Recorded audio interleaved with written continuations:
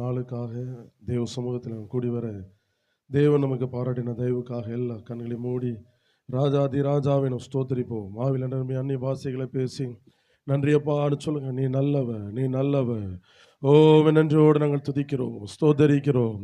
ஓ ரஹாதன ஷியாட்டினலாதுரோம் ரீடலா ஹாசராடனி மாடனோ ஷியா கட்டானலா ரீடலோ ஹராடினியா தே நஹண்டனா தீரோ ஹோஷலா ரோடா.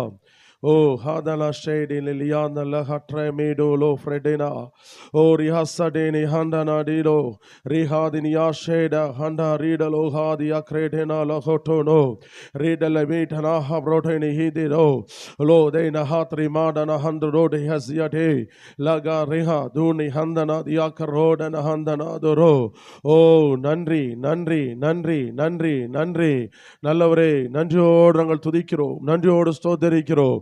நீர் எங்களுக்கு செய்த எல்லா நன்மைகளுக்காக ஓ உமக்கு நன்றி நன்றி நன்றி.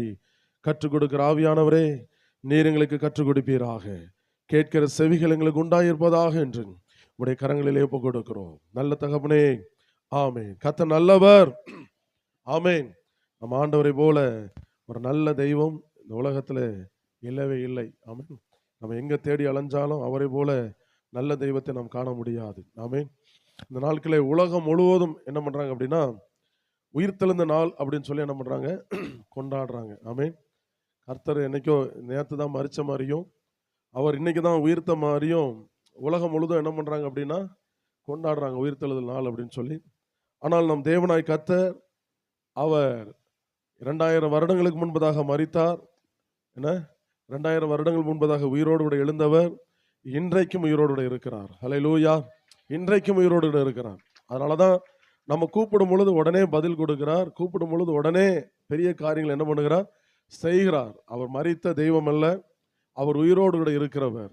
புரியுதா? அவர் மரித்த தெய்வம் அல்ல, உயிரோடு கூட இருக்கிறவர். ரோமர்ல பவுல் தெளிவா சொல்றார், உயிர்த்த கிறிஸ்து இனி மரிப்பதில்லை என்று அறிந்திருக்கிறோம். ஆமென். அப்போ நம்முடைய வாழ்க்கையில இதை குறித்து என்ன பண்ணக்கூடாது, துக்கம் வரக்கூடாது. எங்க ஊர்ல பாத்தீங்கன்னா, ஈவன் எங்க திருச்சபையிலேயே சில பின்னணியிலேருந்து வந்திருப்பாங்க. 40 நாள் என்ன பண்ண மாட்டாங்க, கறி சாப்பிட மாட்டாங்க. 40 நாள் என்ன பண்ண மாட்டாங்க, கறி சாப்பிட மாட்டாங்க, சேவ் பண்ண மாட்டாங்க. ஆம்பளைங்களை சொல்கிறேன், சரியா? நீங்கள் பொதுவாக நினச்சிடக்கூடாது. அப்போ ரொம்ப துக்க முகமாக அந்த நாட்களில் கல்யாணம் நடக்காது. அந்த நாளுக்கு என்ன பண்ண மாட்டாங்க, கல்யாணம் வைக்க மாட்டாங்க, வாங்குறது விற்கிறது எதுவுமே இருக்காது. ஏன் அப்படின்னா அந்த நாள் துக்க நாள் அப்படின்னு சொல்லி. ஏன்னா ஆண்டவர் என்ன பண்ணார், வனாந்திரத்தில் போய் பாடுகளை அனுபவிச்சார் அப்படின்னு சொல்லி என்ன பண்ணுவாங்க, துக்கமுகமாக இருப்பாங்க. நாம் துக்கமுகமாக இருக்கும்படி அழைக்கப்படவில்லை. என்றென்றைக்கும் உயிரோடு இருக்கிற கிறிஸ்துவை ஆராதிக்கும்படியாக, கிறிஸ்துவை தொழுது கொள்ளும்படியாக நம்ம என்ன பண்ணப்பட்டிருக்கிறோம், அழைக்கப்பட்டிருக்கிறோம். ஆமென்.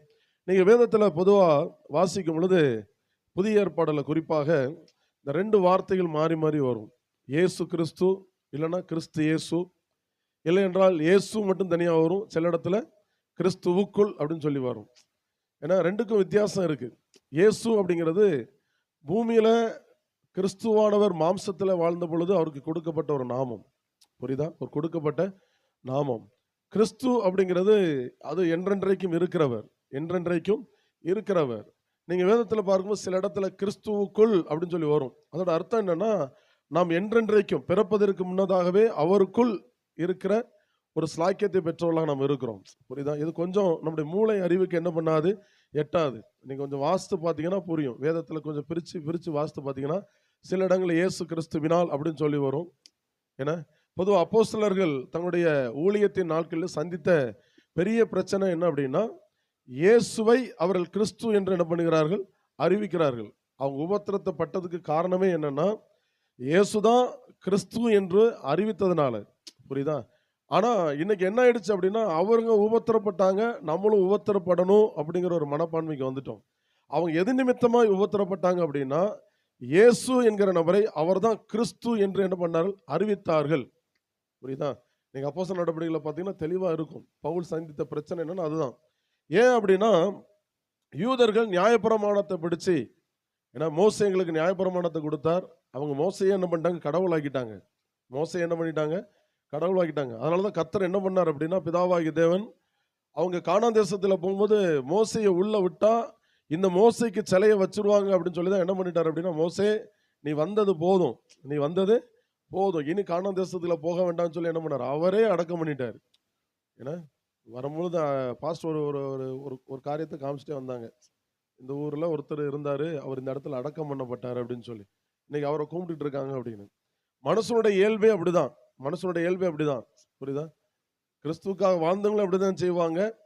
உலகத்துல வேறொன்றுக்காய் வாழ்ந்ததையும் அப்படிதான் செய்வாங்க. அதனாலதான் கர்த்தர் பார்த்தாரு, மோசையை உள்ள விட்டா என்ன பண்ணிடுவாங்க? மோசையை கடவுள் ஆக்கிடுவாங்கன்னு சொல்லி தான் என்ன பண்ணிட்டாரு? மலையிலே அடக்கம் பண்ணிட்டார். இந்நாள் வரைக்கும் மோசே எங்க அடக்கம் பண்ணப்பட்டாருன்னு யாருக்கும் தெரியாது. தெரிஞ்சதுன்னா என்ன பண்ணியிருப்பாங்க? அங்க ஒரு மாலையை போட்டு ஊதுவத்தியை கொளுத்தி வச்சு அவரை சாமியாக்கி இருப்பாங்க. புரியுதா? இதுதான் மனுஷனுடைய இயல்பு. புரியுதா? அப்போ அப்ப தேவன் என்ன பண்றாரு அப்படின்னா, அவரை பிரதிபலிக்கிற அந்த காரியத்தை, அவர் என்றென்றைக்கு உயிரோடு இருக்கிற அந்த காரியத்தை நம் வாழ்வில் என்ன பண்ணுகிறார்? காண்பித்துக் கொண்டே இருக்கிறார். அப்போ நாம் முகமாய் இருக்கும்படியாய் அழைக்கப்படவில்லை. நாம் உயிர்த்தெழுந்த கிறிஸ்துவை அறிக்கை செய்யும்படியாக நாம் அழைக்கப்பட்டிருக்கிறோம். அப்ப கிறிஸ்துவானவர் நமக்குள் இருக்கிறார். ஹல்லேலூயா, ஆமென். இந்த நாள் உயிர்த்தெழுந்த நாள் என்று கொண்டாடுகிறபடினால் என்ன, இயேசு மாத்திரம் என்ன பண்ணல? இயேசு மாத்திரம் உயிர்த்தெழல, அவரோட நாமும் உயிர்த்தெழுந்து இருக்கிறோம். அந்த உயிர்த்தெழுந்ததுனால நம்முடைய வாழ்க்கையில எப்படிப்பட்ட மேன்மைகள் நமக்கு உண்டாயிருக்கிறது அப்படின்னு சொல்லி நம்ம பார்க்கலாம். ஆமென். ரோமருக்கு எழுதப்பட்ட நிருபம் 6வது அதிகாரத்தில் அங்க அப்போஸ்தலனாகிய பவுல் திருச்சபைக்கு ஒரு காரியத்தை சொல்றார். எல்லாரும் திருப்பிக்கோங்க. ரோமருக்கு எழுதப்பட்ட நிருபம் 6வது அதிகாரம் திருப்பிக்கோங்க. Thank you father. அப்போஸ்தலனாகிய பவுல் ரோமருக்கு எழுதின நிருபம் 6வது அதிகாரம்.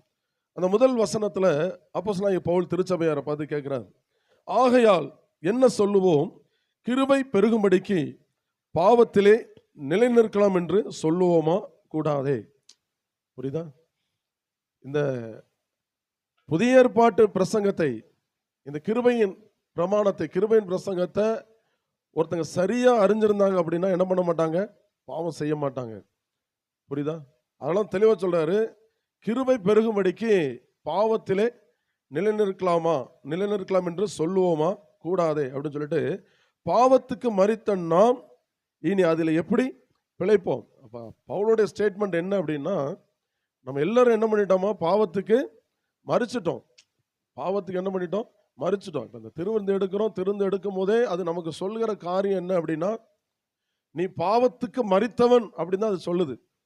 எப்படி நீ பாவத்துக்கு மரிச்ச? இயேசுவின் பாவத்தை என்ன பண்ணிட்டாரு? சுமந்து தீர்த்துட்டார். அப்போ உனக்கு மன்னிப்பு. அந்த மன்னிப்பு எப்படிப்பட்ட மன்னிப்பு? நிரந்தரமான மன்னிப்பு, நித்தியமான மன்னிப்பு.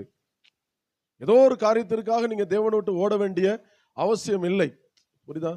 ஏதோ சின்ன சின்ன காரியம் நடந்துட்டு, ஒருவேளை பெருசு நடந்துட்டா கூட நீங்க கர்த்தரை விட்டு ஓட வேண்டிய அவசியம் இல்லை. அப்ப இந்த திருவிருந்து நமக்கு போதிக்கிற காரியம் என்ன அப்படின்னா, தேவன் உங்களுக்கு என்று ஏற்படுத்தி கொடுத்த அந்த மன்னிப்பு நித்திய மன்னிப்பு.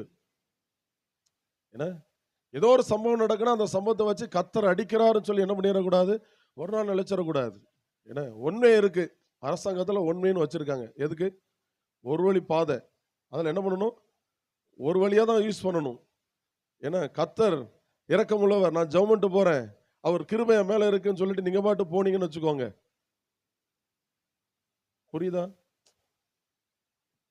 இங்கே தானே இருக்கீங்கல்ல, ஒரு மாதிரி பார்த்துக்கிட்டு இருக்கீங்களே, 2 நாள் இருந்து ஃப்ரெஷ்னஸ் தெரியல. கேட்கறது புரியுதா? தேவன், அதாவது நம்ம கிருபைக்கு கீழ்பட்டு இருக்கிறோம், அதில் எந்த விதமான மாற்றம் இல்லை. ஆனால் அரசாங்கம் ஒரு சட்டத்தை வச்சிருக்கிறாங்க, நீங்க உண்மையில போகக்கூடாது. ஹெல்மெட் போட்டுட்டு போகணுமோ? இங்க மதுரையில் ஹெல்மெட் போடாம போகக்கூடாது, அப்படிதானே? ஹெல்மெட் போடாம போயிட்டு கிருபையில் நான் இருக்கிறேன்னு சொல்லிட்டு போலீஸ்ல போய் மாட்டிட்டு நான் கிருபையில் இருக்கிறேன் அப்படின்னா போலீஸ்காரர் ஏத்துக்கிடுவாரா? வேதமே சொல்லுது, அரசாங்கம் ஒரு சட்டத்திட்டம் போடுதுன்னா கீழ்ப்படிஞ்சிரு. அரசாங்கம் ஒரு சட்டம் போடுனா கீழ்ப்படி. அது தப்பே கிடையாது. இந்த வியாபாரம் பண்றவங்களாம் பார்த்தீங்கன்னா இன்கம் டேக்ஸ் ஒழுங்கா கட்ட மாட்டாங்க. அது நம்ம ஆளுக்கு ரொம்ப சூப்பராக கெட்ட மாட்டாங்க.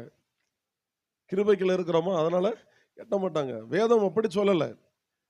நானும் தெளிவாக சொல்லுவேன். ஒருவேளை நம்முடைய அரசாங்கம் நீங்க 100 ரூபா சம்பாதிக்கிறீங்கன்னா அந்த 100 ரூபால 99 ரூபாய்க்கு டாக்ஸ் போட்டாலும் நீங்க தைரியமா டாக்ஸ் கட்டுங்க. தேவனுடைய கிருபை அந்த 1 ரூபாவை கொண்டு பெரிய வாழ்க்கை வாழ வைக்கும். புரியுதா?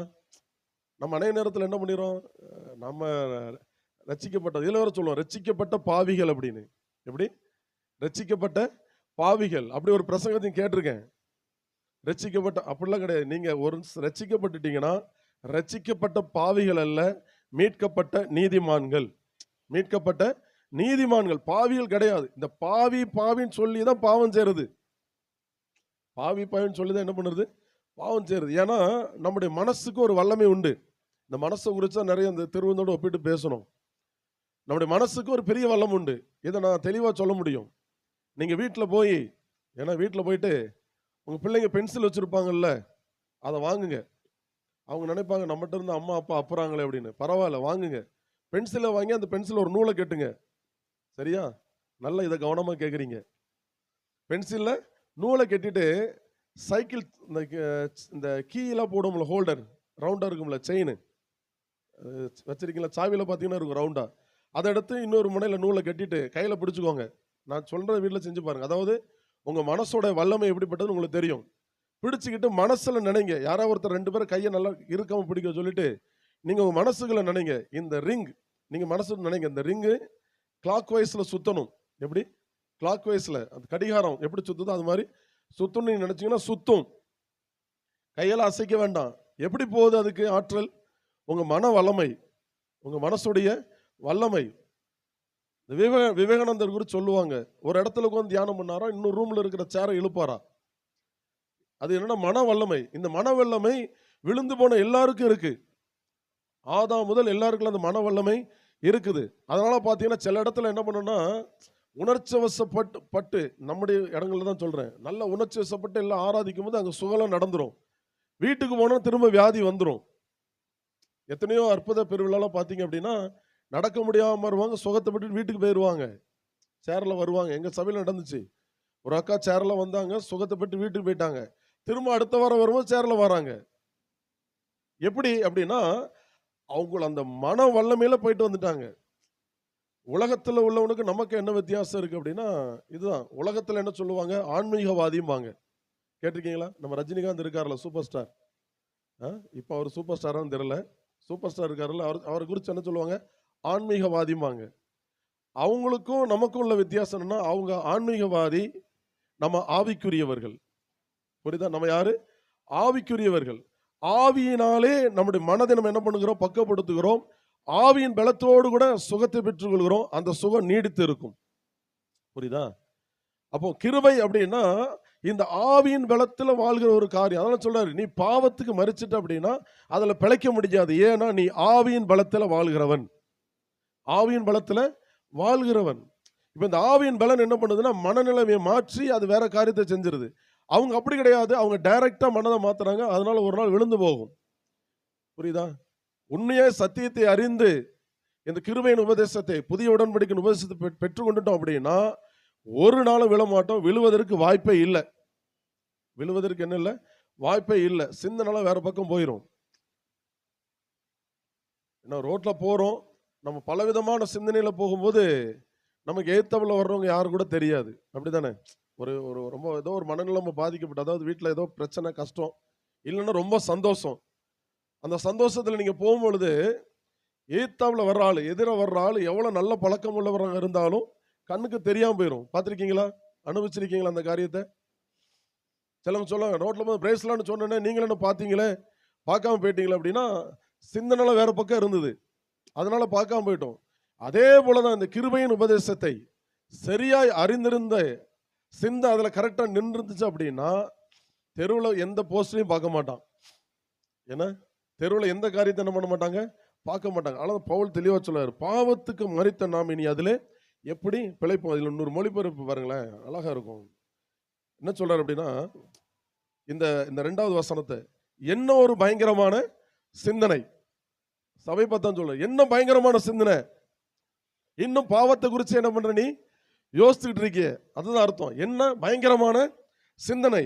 இறந்த மனிதன் இந்த வாழ்க்கையை விட்டு பிரிந்து போவது போல நாமும் பாவத்திற்கு ஒரே முறையாக மரித்து விட்டோம். ஒரு டெட் பாடி இருக்கு, அந்த டெட் பாடிக்கு முன்னால போயிட்டு எம்மா போயிட்டேன்னு அழுதாலும் எந்திரிச்சு வராது. அப்படிதானே? நான் வந்து நிறைய அடக்காரன் இப்போ சில அடக்காரன் எனக்கு சிரிப்பு வந்துடும், பல்ல கடிச்சான்னு நிற்பேன். ஏன்னா இதோட இந்த கொரோனா காலகட்டத்தில் ரொம்ப கொடுமை. எல்லாரும் கொரோனாவில் இருந்த பாடியை கொண்டு வருவாங்க, நானும் பாஸ்டும் பலிகடை மாதிரி அந்த பாடி பக்கத்தில் நிற்போம். சொந்தக்காரங்களை தூரத்துலேருந்து மாலையை தூக்கி போடுவாங்க. தூரத்துலேருந்து இதே அம்மா உயிரோடு இருக்கும் பொழுது பிள்ளைங்க தூரத்தில் ஏதாவது தூக்கி போட்டோன்னு என்ன பண்ணியிருப்பாங்க? மரியாதை இல்லை எனக்கு அப்படின்னு சொல்லி என்ன பண்ணியிருப்பாங்க? திரும்ப தூக்கி எறிஞ்சிருப்பாங்க. இப்போ படுத்து கிடக்கிற அம்மா மேலே தூரத்துலேருந்து மாலையை தூக்கி போடுறாங்க. அந்த அம்மாவால் என்ன பண்ண முடியல? எந்த ரியாக்ஷன் பண்ண முடியல. இப்போ இந்த அடிப்படையை வச்சா சொல்றாரு, என்ன பயங்கரமான சிந்தனை உங்களுக்கு. இன்னைக்கு திருச்சபையில் பாவத்தை குறித்து அதிகமாக பேசிட்டே இருக்காங்க, அவங்களுக்கு தான் இந்த வார்த்தையை சொல்றாரு. என்ன பயங்கரமான சிந்தையா, நீ யாருன்னு உனக்கு தெரியலையே, நீ யாருன்னு உனக்கு தெரியலையே. அப்போ அந்த திருவிருந்தம் வாங்கும் பொழுது ஒரு நிச்சயம் இருக்கணும், நான் பாவத்துக்கு மரித்தவன், பாவத்துக்கு மரித்தவன். அந்த சிந்தனை தான் உள்ள வரணும். இந்த ரோமர் நிருபத்தை கண்டிப்பா நீங்க எல்லாரும் வாசிக்கணும். புரியுதா புரியலையோ, உட்கார்ந்து முழங்கால் போட்டாட்டு ஏதோ ஒண்ணு உட்கார்ந்து நீங்க திரும்ப திரும்ப வாசித்தீங்கன்னா ஆழம். பைபிள் காலேஜ் போக வேண்டாம். ஏன்னா எந்த பைபிள் காலேஜும் கற்றுக் கொடுக்க முடியாத பெரிய சத்தியங்கள் இந்த ரோமர் நிருபம் உங்களுக்கு கற்றுக் கொடுக்கும். சரியா? இன்னும் சொல்ல போனோம்னா அப்படின்னா சென்னையில் சாம்பி செல்லத்தரும் நிறைய இருக்கிறார். அவர் இந்த ரோமன் இந்த நிருபத்தை மட்டுமே கிட்டத்தட்ட 4 வருஷம் பிரசங்கம் பண்ணிக்கிருக்காரு. சண்டே பேசுறதுல ஒவ்வொரு வசனமா 4 வருஷமா என்ன பண்ணியிருக்கிறாரு? பேசியிருக்கிறார். அது கிடைச்சதுன்னா வாங்கி கேளுங்க. புரியுதா? அது எப்படி அதில் பேச முடியும்? அவ்வளோ ஆழங்கள் இதில் இருக்கு. அப்போ சபை பார்த்து சொல்ல, என்ன பயங்கரமான உங்களுக்கு சிந்தனை. நீங்க ஆல்ரெடி பாவத்துக்கு ஒரே முறை மறிச்சிட்டீங்க, இனி அடிக்கடி மறிக்க வேண்டியது இல்லை. சில பிரசங்கள் சொல்லுவாங்க பார்த்தீங்களா, இன்னும் சாகாம இருக்கு அப்படின்னு. நீங்க சாக வேண்டியது இல்லை, அவர் ஆல்ரெடி நம்மளை என்ன பண்ணிட்டாரு? அந்த காரியத்தை செஞ்சுட்டாரு. பாவத்துக்கு, அதாவது இறந்த மனிதன் இந்த வாழ்க்கையை விட்டு பிரிந்து போவது போல, ஒரு மனசு இந்த உலகத்தை விட்டு பிரிஞ்சு போயிட்டானா அதுக்கப்புறம் அதுக்கு சம்பந்தமே இல்லை. அது போல நீங்க என்ன பண்ணிட்டீங்க? பாவத்தை பிரிந்து போவது போல நாம் பாவத்திற்கு ஒரே முறையாக மரித்து விட்டோம். அப்படியானால் பாவத்தின் ஆட்சியின் கீழ் ஒரு கணம் கூட நாம் எப்படி வாழ முடியும்? இங்க உட்கார்ந்துருக்கீங்க. இப்ப அமெரிக்கால யாரு? நம்ம ட்ரம்ப் இருக்கிறாரு. ஏன்னா இப்ப நிறைய சட்டத்திட்டங்களை போட்டு நம்ம ஆட்கள் அங்கிருந்து அனுப்பிச்சு விட்டாங்க பாதி பேர். அப்படித்தானே? திடீர்னு இப்ப உங்களுக்காக நாங்க ஜெபம் பண்றோம், இவங்கெல்லாம் அமெரிக்கா போட்டு ஆண்டவரேன்னு. அமெரிக்கால போய் இவங்கெல்லாம் செட்டில் ஆயிட்டோம் அப்படின்னு சொல்லி நாங்க என்ன பண்றோம்? ஜெபம் பண்றோம். ஜெபம் பண்ணோன்னே உங்களுக்கு பெர்மனன்ட் அமெரிக்க குடியுரிமையை கொடுத்துட்டாங்க. அமெரிக்கா குடியுரிமை கொடுத்துட்டாங்க. நீங்க எந்த கரையும் செலுத்தல. நல்ல கவனிங்க, எந்த கரையும் என்னமில்ல செலுத்தல. புரியுதா? இலவசமாய் கிருபையா கொடுத்துட்டாங்க. இப்ப அமெரிக்கா போயிட்டீங்க, அங்க போய் நீங்க அங்க குடியுரிமையா மாறிட்டீங்க. இப்ப நீங்க எந்த சட்டத்திட்டத்திற்கு உட்பட்டவங்களா இருப்பீங்க? இந்திய சட்டத்துக்கு உட்பட்டவங்களா இருப்பீங்களா? ஒருவேளை நாங்க இங்கிருந்து ஜெபம் நாளுக்கு கேட்கிறோம், நாங்க தானே ஜெபம் பண்ணி அனுப்பிச்சோம், நீங்க அதனால இந்திய சட்டத்திட்டத்துக்கு உட்பட்டு தான் இருக்கணும்னு சொன்னா என்ன சொல்லுவீங்க? சொல்லுங்க, என்ன சொல்லுவீங்க? பாஸ்டர் நீங்க ஜெபம் பண்ணலாம் சரிதான், இப்போ உங்களுக்கு எங்களுக்கு சம்பந்தம் இல்லை, நீங்க இந்தியாக்காரரு, நாங்க அமெரிக்கா ஆளுக்க. இங்கிலீஷ்ல பேசுவீங்க. அப்புறம் சொல்ற புரியுதுல்ல? அதே போலதான் ஒரு நாள் பாவத்தின் ஆட்சியின் கீழ் இருந்தது உண்மை. ஆனா ஆண்டவர் கிருபையாய், ரோமர் 3வது அதிகாரத்தில் சொல்லப்பட்டது போல கிருபையாய் ஆண்டவராய் இயேசு கிறிஸ்து மூலமாய், அவர் சிந்தின ரத்தத்தின் மூலமாய், அவர் மாம்ச சரீரத்தில் அடைந்த அந்த மரணத்தின் மூலமா என்ன பண்ணிட்டாருன்னா, அந்த பாவ அதிகாரத்தில் இருந்த நம்மை மீட்டெடுத்து தம்முடைய அன்பின் குமாரனுடைய ராஜ்யத்துக்கு உட்படுத்திட்டார். அதனால தெசலோனிக்கேயர் தெளிவா சொல்றாரு, நீங்கள் இருளுக்கு உள்ளானவர்கள் அல்ல, பகலுக்குரியவர்கள். நீங்க யாரு? பகலுக்குரியவர்கள். இதெல்லாம் உள்ள என்ன பண்ணணும்? நீங்க பேசி உள்ள வைக்கணும். என்ன ஏதோ ஒரு காரியம் உங்களுக்கு எதிர்கொண்டு வருது அப்படின்னா பேசணும். பேசாம ஒரு வழியே கிடையாது. இந்த புதிய ஏற்பாட்டு வார்த்தை எடுத்து பேசணும். பாவத்துக்கு மரித்த நான் பிழைப்பதில்லை, பாவத்துக்கு எனக்கும் சம்பந்தம் இல்லை அப்படின்னு சொல்லி என்ன பண்ணணும்? நீங்க தைரியமா தாராளமா பேசணும். பேசினாதான் அது என்ன பண்ணும், உங்க ஆவியோட கலந்து அது செயல்படுத்தும். நேற்று சொன்ன மாதிரி தேவன் தம்முடைய ஆவியையும் கொடுத்திருக்கிறார், தம்முடைய வார்த்தைகளையும் கொடுத்திருக்கிறார். ரெண்டும் சேரும் பொழுதுதான் வாழ்க்கையில பெரிய மாற்றம்.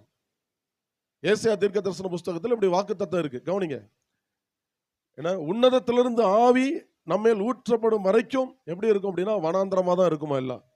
ஏசாயா தீர்க்க தரிசன புஸ்தகம் இருக்கு, நீங்க வாசித்து பார்த்தீங்கன்னா தெரியும். ஆவி வர்ற வரைக்கும் வாழ்க்கையில அங்க வனாந்தரம் இருக்கும், முட்காடுகள் இருக்கும், மண்மேடுகள் இருக்கும். ஆனால் ஆவியானவர் வரும்பொழுது வனாந்தரம் எல்லாம் செழிப்பான வயல்வெளியாய் அடர்ந்த காடாய் மாறும். ஏதாவது ஒண்ணுன்னா உடனே அமேசான்ல தான் ஆர்டர் போடுறீங்க. அமேசான் தெரியாத ஆட்கள் இருக்க மாட்டாங்க. எந்த ஒரு என்ன பழங்குடியினர்னு சொல்லுவாங்க பார்த்தீங்களா, நெட்வொர்க்கே இல்லாத இடத்துல கூட அமேசானை தெரியும். ஏன் அமேசான் பேரு? ஒரு காடு இருக்கு, அந்த காட்டுக்குள்ள எல்லாமே உண்டு, அதான் அமேசான் அதுக்கு பேர் வச்சிருக்காங்க. புரியுதா? உடனே என்ன பண்றோம், நம்ம ஆர்டர் பண்ணிடுறோம்.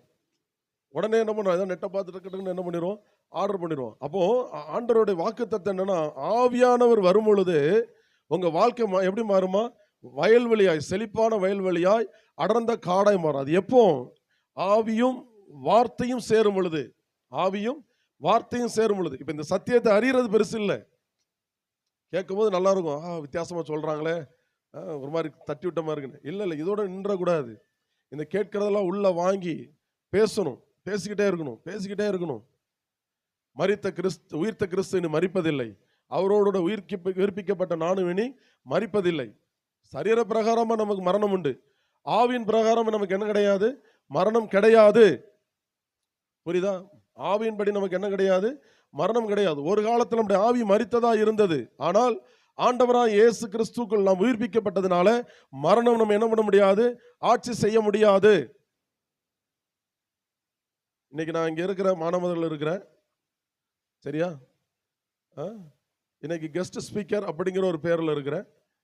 சாயங்காலம் வீட்டுக்கு போனோன்னு என்ன ஆயிரும், இந்த கெஸ்ட் ஸ்பீக்கருங்கிற ஆடை களைஞ்சிட்டு ஒரு தகப்பனா ஒரு கணவனா ஆயிடுவேன். அங்கே ஒரு இயேசுநாமோட சபையில் பாஸ்டர், அசிஸ்டன்ட் பாஸ்டர் ஆயிடுவேன். என்னோட டியூட்டிஸை செய்ய ஆரம்பிச்சிருவேன். நான் சொல்றது புரியுதுல்ல? அதே போலதான் இந்த ஆவிக்குரிய சரீரம் மரிப்பதில்லை. கொடுக்கப்பட்ட வேலையை செஞ்ச பிறகு என்ன பண்ணுறது, இந்த சரீரத்தை விட்டுருது. ஆண்டவராக இயேசு கிறிஸ்து திரும்பவும் மறுபடியும் உயிர்ப்பிக்கப்பட்டு சாவுக்கிடமான இந்த சரீரம் மகிமையின் சாயல் அடைந்து என்றென்றைக்கு அவரோட இருக்க போகிறது. அப்போ கிறிஸ்தவனாகி நமக்கு என்ன கிடையாது, இயேசு உயிர்த்ததுனால மரணம் கிடையாது. அல்லேலூயா, புரியுதா? அவர் உயிர்த்ததுனால நமக்கு மரணம் கிடையாது, மரணமே நிச்சயமா கிடையாது. அதனாலதான் மரணமே உன் கூரெங்கே, பாதாளமே உன் ஜெயமெங்கே அப்படிங்கிறாரு பவுல் கொரிந்தியர்ல. எவ்வளவு தைரியமா சொல்றாரு. நமக்கு அநேக நேரத்தில் மரணத்தை பார்த்தா பயம் வந்துருது. பயப்படக்கூடாது. இல்ல, நான் பாவத்துக்கு மரிச்சிட்டேன், நான் அவரோட உயிர்ப்பிக்கப்பட்டிருக்கிறேன், இனி எனக்கும் பாவத்துக்கும் சம்பந்தம் இல்லை. அடுத்த 3வது வசனத்துல பவுல் சொல்றாரு, கிறிஸ்து இயேசுக்குள்ளாக ஞானஸ்நானம் பெற்ற நாம் அனைவரும் அவருடைய மரணத்துக்குள்ளாக ஞானஸ்நானம் பெற்றதை அறியாமல் இருக்கிறீர்களா? இங்க அப்போஸ்தலனாகிய பவுல் சொல்கிற காரியம் என்ன அப்படின்னா, கிறிஸ்துவோடு கூட நீங்க என்ன பண்ணீங்க, மரித்தீர்கள். தெளிவா பாத்தீங்கன்னா கிறிஸ்து இயேசுவுக்குள், அப்படித்தானே இருக்கு. கிறிஸ்து இயேசுவுக்குள். இயேசு சிலுவையில் மரிக்கும் பொழுது இயேசு அல்ல, அவருக்குள் இருந்த இயேசு என்கிற சரீரத்துக்குள் இருந்த கிறிஸ்துவும் என்ன பண்ணாரா, மரித்தார். அப்ப கிறிஸ்து மரிக்கும் பொழுது அந்த கிறிஸ்துவுக்குள் இருந்த நாமும் என்ன பண்ணோமா, மரித்தோம். இதுதான் தேவனுடைய அனந்த ஞானம். புரியுதா? இது நீங்க கேட்கும் போது புரியாது, ஆனா பேசணும். கிறிஸ்துக்குள்ளாக, கிறிஸ்து இயேசுக்குள்ளாக அப்படின்னு பேசணும். பவுல் சொல்றாரு, கிறிஸ்து இயேசுக்குள்ளாக ஞானஸ்நானம் பெற்ற நம் அனைவரும். இப்ப இந்த ஞானஸ்நானம் எதை சொல்றாரு அப்படின்னா, நீங்க தண்ணீர்ல மூழ்கி எடுக்கிறீங்கல்ல, அந்த ஞானஸ்தானத்தை சொல்லல. புரியுதா? சில வேளைகள்ல சில தண்ணீர்ல மூழ்கி ஞானஸ்தானம் எடுத்தாலும் ரட்சிக்கப்படாத நிலைமையில இருக்கிறாங்க, இந்த சத்தியத்தை தெரியாதனால. நான் ஞானஸ்நானம் எடுக்கும் பொழுது எங்க பாஸ்டர் கேட்டாரு, நீ எதுக்கு ஞானஸ்நானம் எடுக்கிற அப்படின்னு. எனக்கு சொல்ல தெரியல. கல்யாணம் பண்ணிக்க போறியா அப்படின்னாரு. எப்படி கல்யாணம்? அப்ப எதுக்கடா கல்யாணத்துக்கும் ஞானஸ்தானுக்கும் என்ன சம்பந்தம் இருக்குன்னு எனக்கு அப்போ தெரியல. ஆனா இப்போ ஊழியத்துக்கு வந்த பிறகு தெரியுது. ஊழியத்துக்கு வந்த பிறகு தெரியுது. சில நேரத்தில் பாருங்க, சில குடும்பம் சபையில் இருப்பாங்க, வெளியில பையனையோ பொண்ணையோ பார்த்துட்டு வந்து, பாஸ்டர் நம்ம சர்ச்சதெல்லாம் கல்யாணம் பண்ணி வைக்கணும், ஏமா அவன் ஞானஸ்தானம் எடுக்கல, நீங்க கொடுங்க. நீங்க கொடுங்க. என்ன செய்ய நிர்பந்தம் நடந்துச்சு. பாஸ்டர் என்ன பண்ணிட்டாங்க, எங்க பாஸ்டர் நீங்க ராஜன்ட்ட கேட்டுக்கோங்கன்ட்டாங்க. நைட்டு 10 மணிக்கு ஒரு கும்பல் வந்து வீட்டை கதவை தட்டுது. கதவை திறந்தா என் பிள்ளைக்கு ஞானஸ்தானம் கொடுக்கணும், நீங்க கொடுக்க கூடாதுன்னு சொல்றீங்களாமே அப்படின்னு. பாஸ்டரே சொல்லிட்டாங்க, நீங்க கொடுக்க கூடாதுன்னு சொல்றீங்க. அம்மா அவன் சர்ச்சுக்கே வரலையே, ஆண்டவரை பத்தியே தெரியாதே, ஆண்டவருக்கு அவனுக்கு தனிப்பட்ட உறவு இல்லை, எப்படி ஞானஸ்தானம் கொடுக்க முடியும்? நீங்க கொடுங்க, கல்யாணம் பண்ணிப்போம். நான் ஒரே ஒருத்தர் சொன்னேன், உங்க பிள்ளை கிணத்துல தள்ள போறீங்களா? நான் இவனை கிணத்துல தள்ளுறேன், நீங்க அவளை கிணத்துல தள்ளுங்க. ஆயிடுச்சு. அது மாதிரி ஞானஸ்தானம் கொடுத்து கல்யாணம் ஆச்சு. அவன் பாட்டுக்கு சர்ச்சுக்கு வர கிடையாது, திரும்ப தண்ணி போட்டு பீடி ஊதிட்டு அலைகிறான். இது பரிதாபம் வந்துட்டு போகுது. அப்பதான் பாஸ்டர் கேட்ட கேள்வி அன்னைக்குதான் எனக்கு புரிஞ்சது.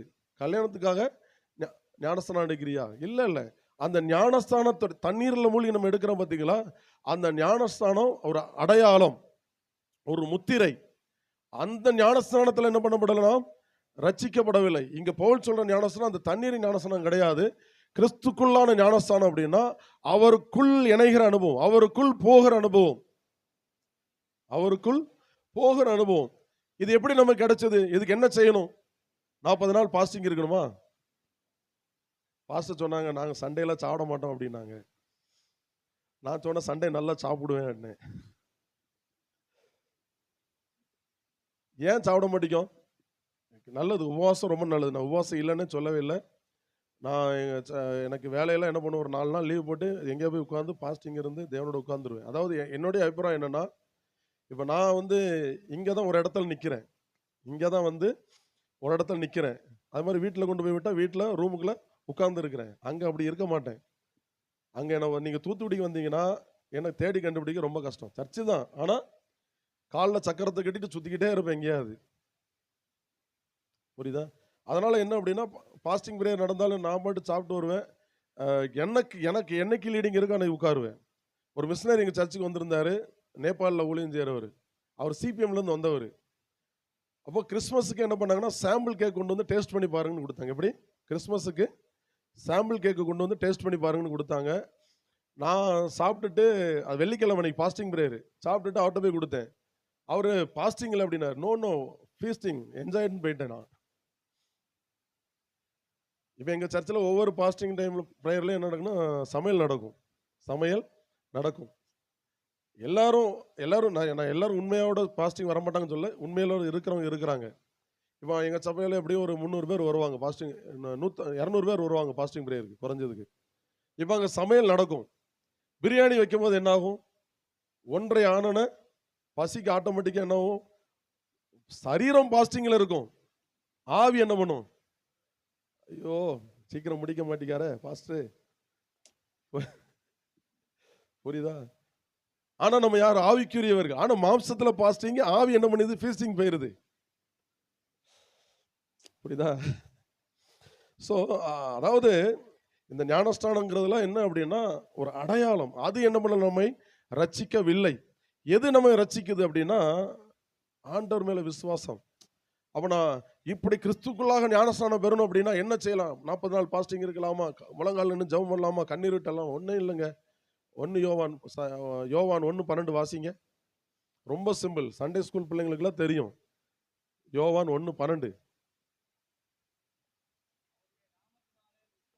அவருடைய நாமத்தின் மேல் விசுவாசம் உள்ளவர்களாகி அவரை ஏற்றுக்கொண்டவர்கள் எத்தனை பேர்களோ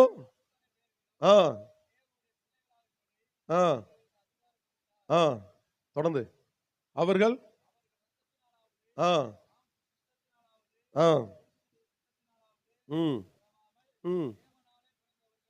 ஆமென். புரியுதா? இங்க அழகா யோவான் சொல்றாரு, நீ ரட்சிக்கப்படணும்னா என்ன பண்ணணும்? 40 நாள் பாஸ்டிங் போடு. நீ ரட்சிக்கப்படணும்னா முழங்கால் போட்டு உட்கார்ந்து சின்ன வயசுல இருந்து செஞ்ச பாவத்தில் நினைச்சுப்பாரு. நீங்க 6 மாசம் குழந்தைய தவழும் போது எடுத்து தின்ன மண்ணு அதெல்லாம் உங்களுக்கு ஞாபகம் வருமா? ஆண்டவரே இந்த தேதியில் இந்த டைம்ல எங்க சொன்னாங்க, இங்க பாரு ஆண்டவர் கடைசி நாள்ல வந்து நீங்க செஞ்ச பாவத்தை, நீ அறிக்கையில செஞ்ச பாவத்தில் என்ன பண்ணுவாரு? ஸ்கிரீன் போட்டு காமிப்பாரு. அவர் என்ன சினிமா தேட்டரை வச்சு நடத்துறாரு? அப்படி இருக்கா? பைபிள் எங்கேயாவது இருக்கா? கிடையாது, கண்டிப்பா கிடையாது. இதெல்லாம் அறியாமை, இதெல்லாம் மனுஷிகமான ஒரு போதனை. நீ பாவத்திலிருந்து விடுதலை பெறணும். அதாவது அறியாமன் காலங்களில் செஞ்ச பாவங்களை காணாதவர் போல இருக்கிறாரா. நீங்க ஏன் அதை தேடணும்? ரட்சிக்க பிறகு அதை ஏன் தேடணும்? அப்படிதானே இருக்கு. அப்படிதானே ரோமர் 3ல சொல்றாரு. அறியாமல் செஞ்ச அறியாமன் காலங்களில் செஞ்ச பாவங்களை காணாதவர் போல இருக்கிறாரு. அவர் மறந்துட்டாரா? நம்ம தான் அநேக நேரத்தில் என்ன பண்றோம் நினைக்கிறோம். நினைச்சு எனக்கெல்லாம் சில டைம்ல ஒரு கனவு வரும். அந்த கனவு வந்தா பதறடிச்சு எந்திரிச்சிருவேன். என்ன கனவு தெரியுமா? படிச்சு எக்ஸாம் எழுதுற மாதிரி. ஐயோ திரும்ப படிக்கணுமா அப்படின்னு. புரியுதா? அப்போ அந்த படிச்சு எக்ஸாம் எழுதுற ஒரு பயம் வந்து உள்ள உட்கார்ந்தனால சில டைம் என்ன பண்ணுது, இப்ப அந்த பிசாசுல விரட்ட வேண்டியது இருக்கு. அப்போ பழைய காரியத்தை நீங்க அப்படி கிடையாது. தெளிவா சொல்றாரு யோவான், நீ ரட்சிக்கப்படணும்னா, அதாவது ரட்சிப்புனா என்னன்னா தேவனால் பிறப்பது. மனுஷனால் பிறந்திருக்கிறோம். புருஷ சித்தத்தினால் என்ன பண்ண முதல்ல பிறந்தோம். அது ஒரு பாவ பிறப்பு. அதுல பாவம் என்ன பண்ணுது, கலந்து கிடக்கு. ஆனா அந்த கிறிஸ்துக்குள்ளான ஞானஸ்நானம் என்ன பண்ணுது, தேவனுக்குள் ஒரு புதிய பிறப்பை கொடுக்கு. அது எப்படிப்பட்ட காரியம்னா, நீங்க ஆண்டவராக இயேசுடைய நாமத்தின் மேல் என்ன பண்ணணும், விசுவாசம் வைக்கணும். எஸ், என் பாவத்தை இவர் தான் சுமந்தார். அந்த திருவிருந்து சொல்ற காரியமே அதுதான். அதுக்கு தான் சபைக்கு கொடுத்திருக்கிறார். அப்போ என் பாவத்தை இயேசு என்ன பண்ணார், சுமந்தார். நான் சுமக்க வேண்டிய அவசியம் இல்லை. என் அக்கிரமத்தை என்ன பண்ணார், இயேசு சுமந்தார். நான் சுமக்க வேண்டிய அவசியம் இல்லை. என் வியாதிகளை பிணிகளை இயேசு என்ன பண்ணார், சுமந்தார். ஆகையால் நான் சுமக்க வேண்டிய அவசியம் இல்லை. அவர் என் பாவத்தை, என்னுடைய சாபத்தை, என் வியாதிகளை, என் தரித்திரத்தை சுமந்து தீர்த்தர் மாத்திரமல்ல, அவருக்கு உண்டாயிருக்கிற சுகத்தையும் அவருக்கு உண்டாயிருக்கிற ஆரோக்கியத்தையும் அவரிடத்தில் இருக்கிற திரளான ஐஸ்வர்யத்தை எனக்கு கொடுத்திருக்கான்னு சொல்லி ஏற்றுக்கொள்வது. ஒன்னு என்ன செய்வோம், பாவத்துல மரிச்சா ரைட், அதை ஏற்றுக்கிடுவோம். ஆனா நான் தரித்திரத்திலே வாழ்றேன், நான் வியாதியோட வாழ்றேன். என்னென்ன சொல்றோம்னா, வியாதி தேவன் கொடுக்கிற சிக்ஷை. நான் சொன்ன சிக்ஷைங்கிறது வியாதி அல்ல, போதனை. வியாதியை கொடுத்து நம்மளை திருத்தணும்னு நினைச்சா கொரோனா காலகட்டத்தில் எல்லாத்தையும் காலி பண்ணியிருக்கலாம். கொரோனா வந்தப்போ உங்களுக்கு யாருக்காவது காய்ச்சல் வந்துச்சுன்னு வச்சுக்கோ, வந்திருக்கும். பாவத்தை அறிக்கைட்டா கொஞ்சம் ஜெபம் பண்ணிட்டு இருந்தீங்க, ஏசப்பா சுகம் வேணுப்பா அப்படிதானே ஜெபம் பண்ணியிருப்பீங்க. ஏன்னா எங்க சொந்தக்காரங்க, என்னுடைய அண்ணி அவங்க சிபிஎம்ல இருக்கிறாங்க. அவங்க வீட்டுக்கு போயிருந்தோம். எங்க வீட்டம்மா உட்காந்து என் பிள்ளைங்களோட விளையாண்டுட்டு இருக்கும்போது அந்த சிபிஎம்ல இருந்து சிஸ்டர்ஸ் வராங்க 2 பேர். வந்து ஜெபம் பண்ணிட்டு கேட்குறாங்க, உங்களுக்கு வயசு என்ன? இல்லை, எங்க வீட்டம்மா தான் கேட்குறாங்க அவங்க கிட்ட, உங்க வயசு என்ன அப்படின்னா அவங்க ஒரு வயசு சொல்றாங்க, 52 எவ்வளோ சொல்றாங்க. சொன்ன என்ன 52 தான் சொல்றீங்க அப்படின்னா, உங்களுக்கு என்ன வயசு அப்படின்னாங்க. உடனே இவா சொன்ன வயசை அவங்களால ஏற்றுக்கொள்ள முடியல. எங்க வயசை சொல்ல மாட்டோம். அவங்களால என்ன பண்ண முடியல, ஏற்றுக்கொள்ள முடியல. ஏன்னா நாங்க இருக்கிற ஸ்டைல் வேற மாதிரி இருக்கும், அவங்க இருக்கிற ஸ்டைல் வேற மாதிரி இருக்கிறாங்க. என்ன காரணம்? அவங்க சுகத்துக்காக என்ன பண்றாங்கன்னா, பாவத்தை அறிக்கைட்டு நான் என்ன பண்றாங்க, ஜெபம் பண்ணிட்டே இருக்காங்க. ஆனா வேதம் என்ன சொல்லுது, சுகம் நம்முடைய உரிமை சொத்து. தேவன் பாவத்தை மன்னித்தது மாத்திரமல்ல, அவருடைய ஆரோக்கியத்தையும் இலவசமா என்ன பண்ணி இருக்கிறாரா, கொடுத்திருக்கிறார். அதுதான் யோவான் சொல்றார், அவருடைய நாமத்தின் மேல் விசுவாசம். என்னன்னா, என் தேவன் என்னை ரட்சிக்கிறவர், என் பாவத்திலிருந்து ரட்சிக்கிறவங்க விசுவாசம். அடுத்தவளை இயேசுவை ஏற்றுக்கொள்வதுனா, அவர் தன்னை கொடுத்தார்ல, சொந்த குமாரன் பாராமல் எல்லாவற்றையும் கொடுத்தார்ல, அதை ஏற்றுக்கொள்வது. நான் எப்படின்னா, பொதுவா யாராவது ஏதாவது கொடுத்தாங்கன்னா வாங்க யோசிப்பேன். அது நான் தப்புன்னு சொல்லுவேன்.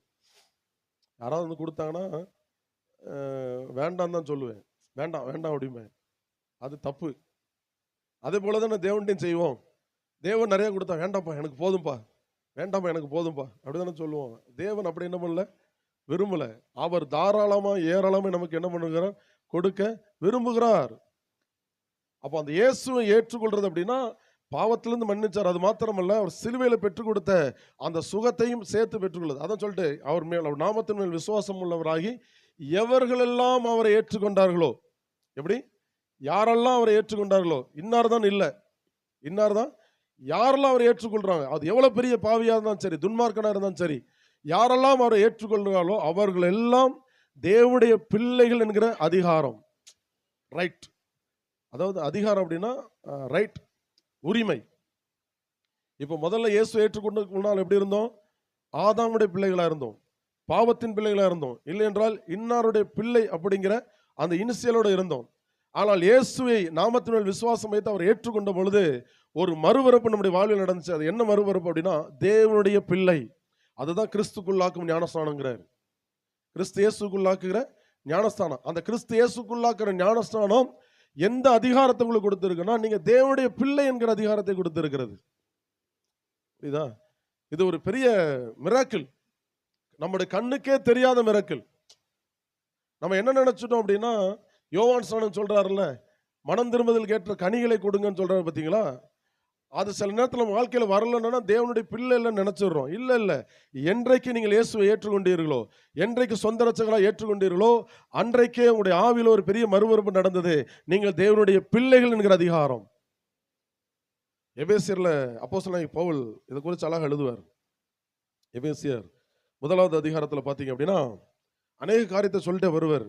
சொல்லிட்டு வந்துட்டு 15வது வசனத்திலிருந்து, எபேசியர் 1வது அதிகாரம் 15வது வசனத்திலிருந்து ஆரம்பிப்பார். ஆனபடியினாலே கர்த்தராகிய இயேசுவின் மேல் உள்ள உங்கள் விசுவாசத்தையும் பரிசுத்தவான்கள் எல்லோரும் மேலும் உள்ள உங்கள் அன்பையும் குறித்து நான் கேள்விப்பட்டு இடைவிடாமல் உங்களுக்காக ஸ்தோத்திரம் பண்ணி என் ஜெபங்களில் உங்களை நினைத்து.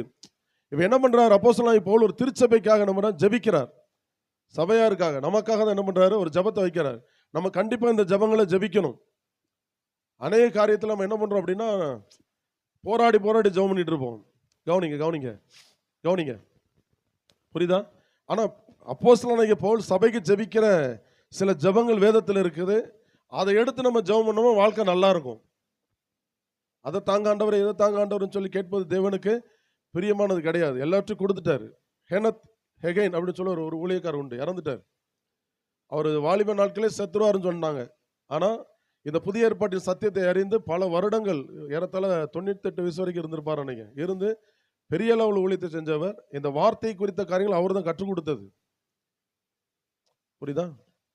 அவர் அவங்ககிட்ட வர்றவங்களுக்குலாம் ஜெபம் பண்ணுவாரா, சுகத்துக்கு வரணும்னு சொல்லி வருவாங்கல்ல, சுகம் வேணும், விடுதலை வேணும்னு சொல்லி யாரெல்லாம் ஜெபிக்க வராங்களோ அவங்களுக்குலாம் இந்த பவுல் முதல்ல ஒரு ஜெப குறிப்பு ஜெபிக்கிறார். அதை சொல்லி தான் ஜெபம் பண்ணுவார். என்ன ஜெப குறிப்பு?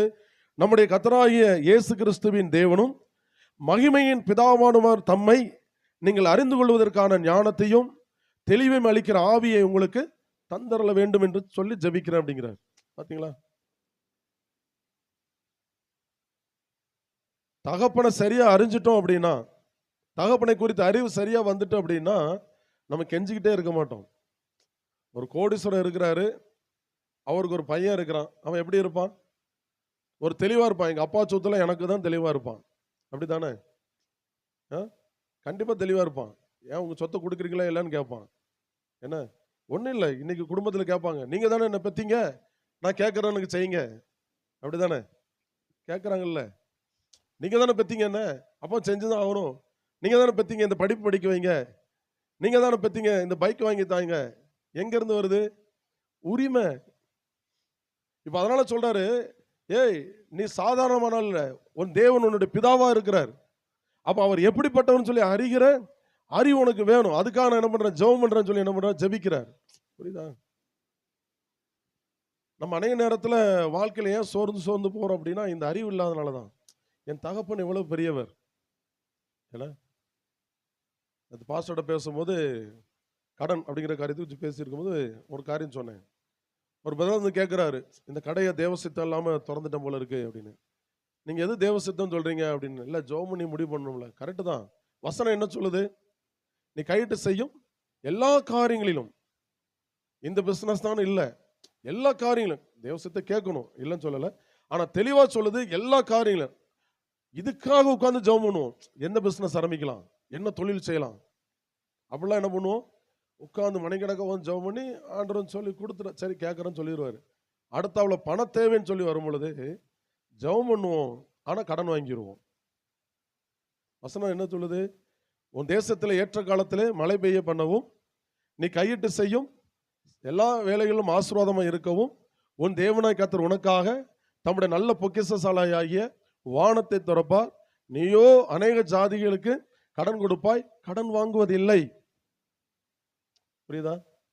அப்போ ஒரு தொழிலை செய்யணும்னு சொல்லி காத்திருந்துட்டு கர்த்தர் கொடுத்த பிறகு அடுத்த போல காத்திருக்க மாட்டோம். என்ன பண்ணிடுவோம்? உடனே பிசினஸ் தொடங்குறதுக்கு இவ்வளவு இருந்தா தான் செய்ய முடியும். நான் என்ன சொல்றேன்? கர்த்தர் தான் இந்த தொழிலை கொடுத்தாருன்னு விசுவாசம் இருக்கும் பொழுது, அது சாதாரண தொழிலா இருந்தாலும் தேவன் அதை பெருக பண்ணுவார். தேவனை குறித்து அந்த அறிவு வேணும் நமக்கு. நான் யாரு? அவருடைய பிள்ளை. நான் யாரு? அவருடைய பிள்ளை. பாருங்க, ஆதாம் நிமித்தமாய் பூமி சபிக்கப்பட்டது. ஏன்? பாவம். ஆனா நம் நிமித்தமாய் பூமி சபிக்கப்படாது, ஆசீர்வதிக்கப்படும். இன்னைக்கு இந்த கிராமத்துல இருக்கீங்க, ஒருவேளை இன்னைக்கு பார்க்க இப்படி இருக்கலாம். ஆனா நீங்க இந்த சத்தியத்தை அறிந்து நீங்க எழும்பும் பொழுது கிராமம் இப்படி இருக்காது. ஏதேன் தோட்டத்தை போல நிச்சயமா மாறும். புரியுதா? சொல்றது புரியுது இல்ல? நம்ம கண்ணை எப்படி பார்க்கணும் அப்படின்னா, இப்படி வறட்சியா இருக்கே அப்படின்னு சொல்லி பார்க்க கூடாது. இல்ல இல்ல, நான் இந்த பூமியில இருக்கிற ஒரு முகாந்திரம் உண்டு, நான் தேவனுடைய பிள்ளை. பாருங்களேன், முதல்ல ஆதியாகமத்தை வாசித்தீங்கன்னா எல்லாத்தையும் உண்டாக்குனார் வரும். அடுத்தவள பார்த்தீங்கன்னா இன்னும் முளைக்கலன்னு சொல்லியிருக்கு. ஏன்னா மனுஷன் இல்லைன்னு சொல்லி வரும். கவனிச்சிருக்கீங்களா 2வது அதிகாரத்துல? ஆனா ஏதேன் தோட்டத்துல எல்லாம் இருக்கும். என்ன சொல்லிட்டாருன்றா, நான் ஏதேன் தோட்டத்தை உண்டாக்குனது போல நீ பூமியை மாற்று. இப்ப அதே அதிகாரத்தை தான் நமக்கு கொடுத்திருக்கிறாரு. நீ உட்கார்ந்துருக்கிற அத்தனை பேருக்கும். ஏன்னா இந்த பகுதி, இந்த மானமதுர பகுதி, புரியுதா? நீங்க பார்க்கணும், கிறிஸ்துக்குள்ள நீங்க யாருன்னு பார்த்துட்டு, கிறிஸ்து உங்களுக்கு கொடுத்திருக்கிற அந்த நலமும் விசாலமான பூமியை தரிசனத்துல பார்த்துட்டு நீங்க பேசும் பொழுது மாறும். நிச்சயமா மாறும். இப்படிலாம் இருக்காது, நிச்சயமா இருக்காது. நீங்க இந்த சத்தியத்தை அறிந்து ஒரு மனுஷன் எழும்புனா கூட போதும். அத்தனை பேர் கூட வேண்டாம், ஒரே ஒரு நபர் எழும்புனா கூட போதும். உங்க ஒரு நபர் நிமித்தமாய் மாறும். இன்னைக்கு நைஜீரியால சொல்றாங்க பஞ்சம், என்ன பயங்கரமான பஞ்சம். ஒரு சர்ச்சு ஏறத்தாழ 5000 ஏக்கர், ஒரு சர்ச்சுக்கு சொந்தமா இடம் 5000 ஏக்கர் இருக்கா. அதுக்கு உள்ள வந்தோம்னா எல்லாம் பசுமை, வெளியில போயிட்டோம்னா பயங்கரமா இருக்குதா. என்ன காரணம்? டேவிட் ஒய்யாடிபன் ஒரு நீக்கிறோ கணக்கரேன் இருப்பாரு. அவங்க பேசுறதெல்லாம் புரியாது. ஆனா மணிக்கணக்கு அந்நிய பாஷை பேசுறாங்க, வசனத்தை அறிக்கை பண்றாங்க. அவங்க ஊழியம் எப்படி வளர்ந்தது? நமக்கு ரொம்ப கஷ்டப்படுறோம், அவங்க ஈஸியா எல்லாத்தையும் செய்யறாங்க. என்ன காரணம்னா, நான் யாருங்கிற அறிவு, என் தேவன் யாருங்கிற அறிவு. அடுத்த தொடர்ந்து சொல்றாரு, தாம் நம்மை அழைத்ததினாலே நமக்கு உண்டாயிருக்கிற நம்பிக்கை என்னதென்றும், பரிசுத்தவான்களிடத்தில் தமக்கு உண்டாயிருக்கிற சுதந்திரத்தினுடைய மகிமையின் ஐஸ்வர்யம் என்னதென்றும் சொல்லிட்டு, இந்த 3வது ஜெப குறிப்பு தான் நம்ம பேசிட்டு இருக்க காரியம். தாம் கிறிஸ்துவை மரித்தோரிலிருந்து எழுப்பி, கவனிங்க, தாம் கிறிஸ்துவை மரித்தோரிலிருந்து எழுப்பி அவரிடத்தில் நடப்பித்த தமது பலத்த சத்துவத்தின் வல்லமையின்படியே விசுவாசிக்கிறவர்களாகிய நம்மிடத்திலே காண்பிக்கும் தம்முடைய வல்லமையின் மகா மேன்மையான மகத்துவம் இன்னதென்றும் நீங்கள் அறியும்படிக்கு. என்ன சொல்ல வராருன்னா, நீங்க இயேசுவை அறிக்கைட்டீங்கல்ல, இயேசுதான் என் ஆண்டவர், அவர் தான் மரித்தோரிலிருந்து எழும்பினான்னு சொல்லி அறிக்கைட்டீங்கல்ல, அப்பொழுதே ஒரு வல்லமை உங்களுக்கு என்ன பண்ணுதா? செயல்பட ஆரம்பித்து விட்டது. அப்பொழுதே என்ன பண்ணுச்சா? ஒரு வல்லமை செயல்பட ஆரம்பிச்சிட்டு. இந்த சைக்கிள்ல ஒரு காலத்துல டைனமோ இருக்கும், பார்த்திருக்கீங்களா? சைக்கிள்ல டைனமோ இருக்கும். சைக்கிள்ல லைட் இருக்குது, டைனமோ இருக்கு. சைக்கிள் வெறுமனே ஓடினா லைட் எரியாது. அந்த டைனமோ போய் இந்த வீல்ல டச் ஆனதான் என்ன பண்ணும்? லைட்டு எரியும். எதுக்கு அதுக்கு டைனமோன்னு பேர் வச்சாங்க? அது ஒரு எனர்ஜி கிரியேட் பண்றதுனால டைனமோ, டுனாமிஸ் அப்படிங்கிறது. அதாவது ஆக்சுவலா கிரேக்கத்திலிருந்து எடுத்தது. டுனாமிஸ் அப்படிங்கிற ஒரு வார்த்தையிலிருந்து எடுத்து என்ன பண்ணிருக்காங்க? டைனமோன்னு பேர். அது என்ன பண்ணுது? அதை ஆக்டிவேட் பண்ணணும்னா என்ன பண்ணிடுது அப்படின்னா, ஒரு லைட் எனர்ஜியா வெளியில வருது. மேக்னெட்டிக் எனர்ஜி என்ன பண்ணுது? லைட் எனர்ஜியா வெளியில வருது. இந்த டுனாமிஸ்ங்கிற வார்த்தை நம்ம வேதத்துல இருக்கு. அதாவது ஜீவனை இருக்கிற வல்லமைன்னு சொல்லி இருக்கு, பாத்தீங்களா? அது டுனாமிஸ். அது எங்க இல்ல, நமக்குள்ள இருக்கு. இங்க உட்கார்ந்துருக்க அத்தனை பேருக்குள்ள இருக்கு. யாரெல்லாம் இயேசுவை என் ஆண்டவர்னு சொல்லி அறிக்கை பண்ணினீங்களோ, அன்றைக்கே இந்த டைனமிக் பவர் உங்களுக்குள்ள வந்துட்டு, நீங்க ஆக்டிவேட் பண்ணல. எப்படி ஆக்டிவேட் பண்ண முடியும்? இதை விசுவாசிச்சுன்னா ஆக்டிவேட் ஆயிரும். ரோமர் 8ல சொல்றாங்க, இயேசுவை மரித்தோரிலிருந்து எழுப்பினவருடைய ஆவி உங்களுக்குள்ளே வாசமாக இருந்தார். கிறிஸ்துவை மரித்தோரிலிருந்து எழுப்பினவர் உங்களுக்கு வாசமாக இருக்க தம்முடைய ஆவியினாலே சாவுக்கு ஏதுவான உங்கள் சரீரங்களை என்ன பண்ணுவாரா? உயிர்ப்பிப்பார். ஏதோ ஒரு பதில சரீரத்துல பலவீனம் இருக்கு, இருக்கட்டும். உயிர்ப்பிக்கிற வல்லமை உள்ள இருக்கு. உயிர்ப்பிக்கிற வல்லமை, அதான் சொல்ல, கிறிஸ்துவை மரித்தோரிலிருந்து எழுப்பினார்ல, அதே வல்லமை, அதே பலத்த சத்துவத்தின் வல்லமையை அவரை விசுவாசிக்கிற உங்கள் வாழ்விலே காண்பிக்கிறார். உள்ளதான் இருக்கு. ஏதோ பிரச்சனை வந்துன்னா டாக்டர்கிட்ட போக வேண்டிய அவசியம் இல்லை. நான் இங்க வர்றதுக்கு முன்னால தொண்டை ஒரு மாதிரி தான் இருந்தது எனக்கு. ஏன்னா 2-3 நாள் நல்லா பிரியாணி கிடைச்சிருந்தது. வெங்காய பச்சடியில் வச்சு சாப்பிட்டு கரப்புறம் தான் இருந்தது. அப்புறம் இங்கே ஒரே கூல்ட்ரிங்க்ஸு, வெளியில் வர பயங்கர கூலிங்காக இருக்கா. எல்லாம் ஒன்று தான், அந்நிய பாஷை கட்டா போட்டான்னு பேசிட்டு நீங்கள் பாட்டு வசனத்தை பேசிட்டு போக வேண்டியதான். புரியுதா? ஒருவேளை மாத்திரை போட வேண்டிய சூழ்நிலை தான், அமைதியாக போட்டுட்டு அந்த மாத்திரை பற்றி என்ன பண்ணக்கூடாது, விளக்கமாக பேசிகிட்டு இருக்கக்கூடாது, வசனத்தை சொல்லிகிட்டே இருங்க. நானும் அவ்வளோ அதிகமான மாத்திரை போட்டால் எனக்கு இந்த சில பிரச்சனைகள் இருந்தது. நான் வேலை பார்த்த இடத்துல எனக்குன்னு ஏசியை வச்சாங்க. இவன் இந்த ஆள் நம்மளை விட்டு போயிடக்கூடாது அப்படின்னு சொல்லி எனக்காக என்ன பண்ணாங்க, ஏசியை வச்சாங்க. ஏன்னா ஆனால் அந்த ஊழியத்துக்கு வந்து இந்த சத்தியங்களை அறிந்து ஊழியத்துக்கு வந்த பிறகு அந்த பிரச்சனை உண்டு. எனக்கு கொஞ்சம் தூசி பட்டுன்னா ரன்னிங் நோஸ் ஆயிரும், தூசி கண்டா பயப்படுவேன். ஆனால் இந்த புதிய ஏற்பாடு சத்தியத்தை அறிந்து அந்த அந்நிய பாஷையில் பேசி வார்த்தைகளை பேச, கிறிஸ்துக்குள் நாம் யார், கிறிஸ்து நமக்கு எப்படிப்பட்டவராக இருக்கிறார், அவர் மூலமாக உண்டான காரியங்கள் என்று அறிந்து அதை அறிக்கை பண்ண என்ன ஆகுது அப்படின்னா, அது அப்படியே 98% குறைஞ்சிட்டு 98% குறைஞ்சிட்டு. எனக்கு ஒரு குறிப்பிட்ட வயசு ஆகுது, நான் சொன்னாதான் கண்டிப்பா உங்களுக்கு தெரியும். சின்ன பிள்ளைங்களா இருக்கிறனால என் வயசு முடி இருந்துன்னு வச்சுக்கோங்க, சொல்லுவாங்களே முடி இருந்தா கமலஹாசனை போல இருப்பாருன்னு. என்ன காரணம்னா வார்த்தை. என்ன சொல்றாரு பவுலு, நீங்க இயேசுவை ஏற்றுக்கொண்டீங்கல்ல, இயேசுவை சொந்த ரட்சகரை நீங்க அறிக்கைட்டீங்கல்ல, அன்றையில இருந்து அந்த நாளில இருந்து எப்படி இயேசுவை மரித்தோரிலிருந்து ஆவியானவர் எழுப்பினாரோ, வல்லமை கொண்டு எழுப்பினாரோ, அதே வல்லமை என்ன பண்ணுது அப்படின்னா உங்களுக்குள்ளே என்ன பண்ணுது, செயல்படுகிறது. அதனால தைரியமா சொல்ல முடியும், இந்த சத்தியத்தை அறிஞ்சு ஏதோ நீங்க பிசினஸ் பண்ணிடுறீங்க, தொடர்ந்து அந்த பிசினஸ்ல தோல்வி, தொடர்ந்து தோல்வி ஆகிட்டே இருக்குது. ஆனா இந்த சத்தியத்தை அறிந்து உங்களுக்குள்ள ஒரு மனப்பக்கம் வரும், நான் இந்த செஞ்சா நான் எந்திரிப்பேன்னு சொல்லி வரும். அன்னைக்கு நீங்க தொடும் பொழுது அது எத்தனை தடவை தோல்வியா இருந்தாலும் இந்த தடவை செய்யும் போது தோல்வியா இருக்காது, இழந்த எல்லாவற்றையும் ரெட்டிப்பாய் பெற்றுக்கொள்வீர்கள். அல்லேலூயா. புரியுதா? ஐயோ போச்சே என்ன, வீட்டில் அரிசி காலி ஆயிடுனா இல்லை அப்படிமோ, எங்க பாஸ்டர் சொல்லுவாங்க, இல்லைன்னு சொல்லாதீங்க, வாங்கணும்னு சொல்லுங்க. ஏன்னா சில டைம் யாராவது பணம் கேட்டு வந்துட்டாங்கன்னா பணம் இல்லைன்னு சொல்லாதீங்க, நான் அப்புறம் தாரேன்னு சொல்லுங்க. உங்கள்கிட்ட இல்லாட்டியும் அப்புறம், ஏன்னா இது பாசிட்டிவ் அப்ரோச். ஏன்னா வாயின் வார்த்தையும் சிக்குண்டான்னு சொல்லி இருக்கு. புரியுதா? ஏன் அப்படின்னா, ஏன் தெளிவா சொல்றேன்னா, நாம் சாதாரணமான மக்கள் அல்ல, நாம் ராஜாக்கள். ராஜா வாயிலிருந்து ஒரு வார்த்தை வந்துன்னா மாற்ற முடியாது, அப்படித்தானே? அகஸ்வேருங்கிற ராஜா கொஞ்சம் தண்ணி போடுற ராஜா, ஓவரா தண்ணி போட்டுட்டாரு. தண்ணி போட்டோன்னே மனைவியை கூப்பிடுறாரு, மனைவி வரல. எல்லாரும் முன்னால வாங்கினா நம்ம வரல. புரியுதா? ஃபுல் தண்ணியில் இருந்ததுனால கூட இருந்தவனு தண்ணி போட்டு தவறான ஆலோசனை சொல்லணும், அந்த ஆலோசனை எழுதிட்டானுங்க. புத்தி தண்ணி தெளிஞ்சவரும் புத்தியும் தெளிஞ்சிட்டு, ஐயோ மனைவியை வேண்டாம்னு சொல்லிட்டோமே, இன்னும் ஒன்றுமே செய்ய முடியாது ராஜா, நீங்க சொன்னதான் வேற மனைவியை தேடுங்க. ஏன்னா சில ஆளுகளுக்கு அந்த மாதிரி இருந்தால் நல்லா இருக்குமே, படாத பாடுபட்டு இருக்கமே.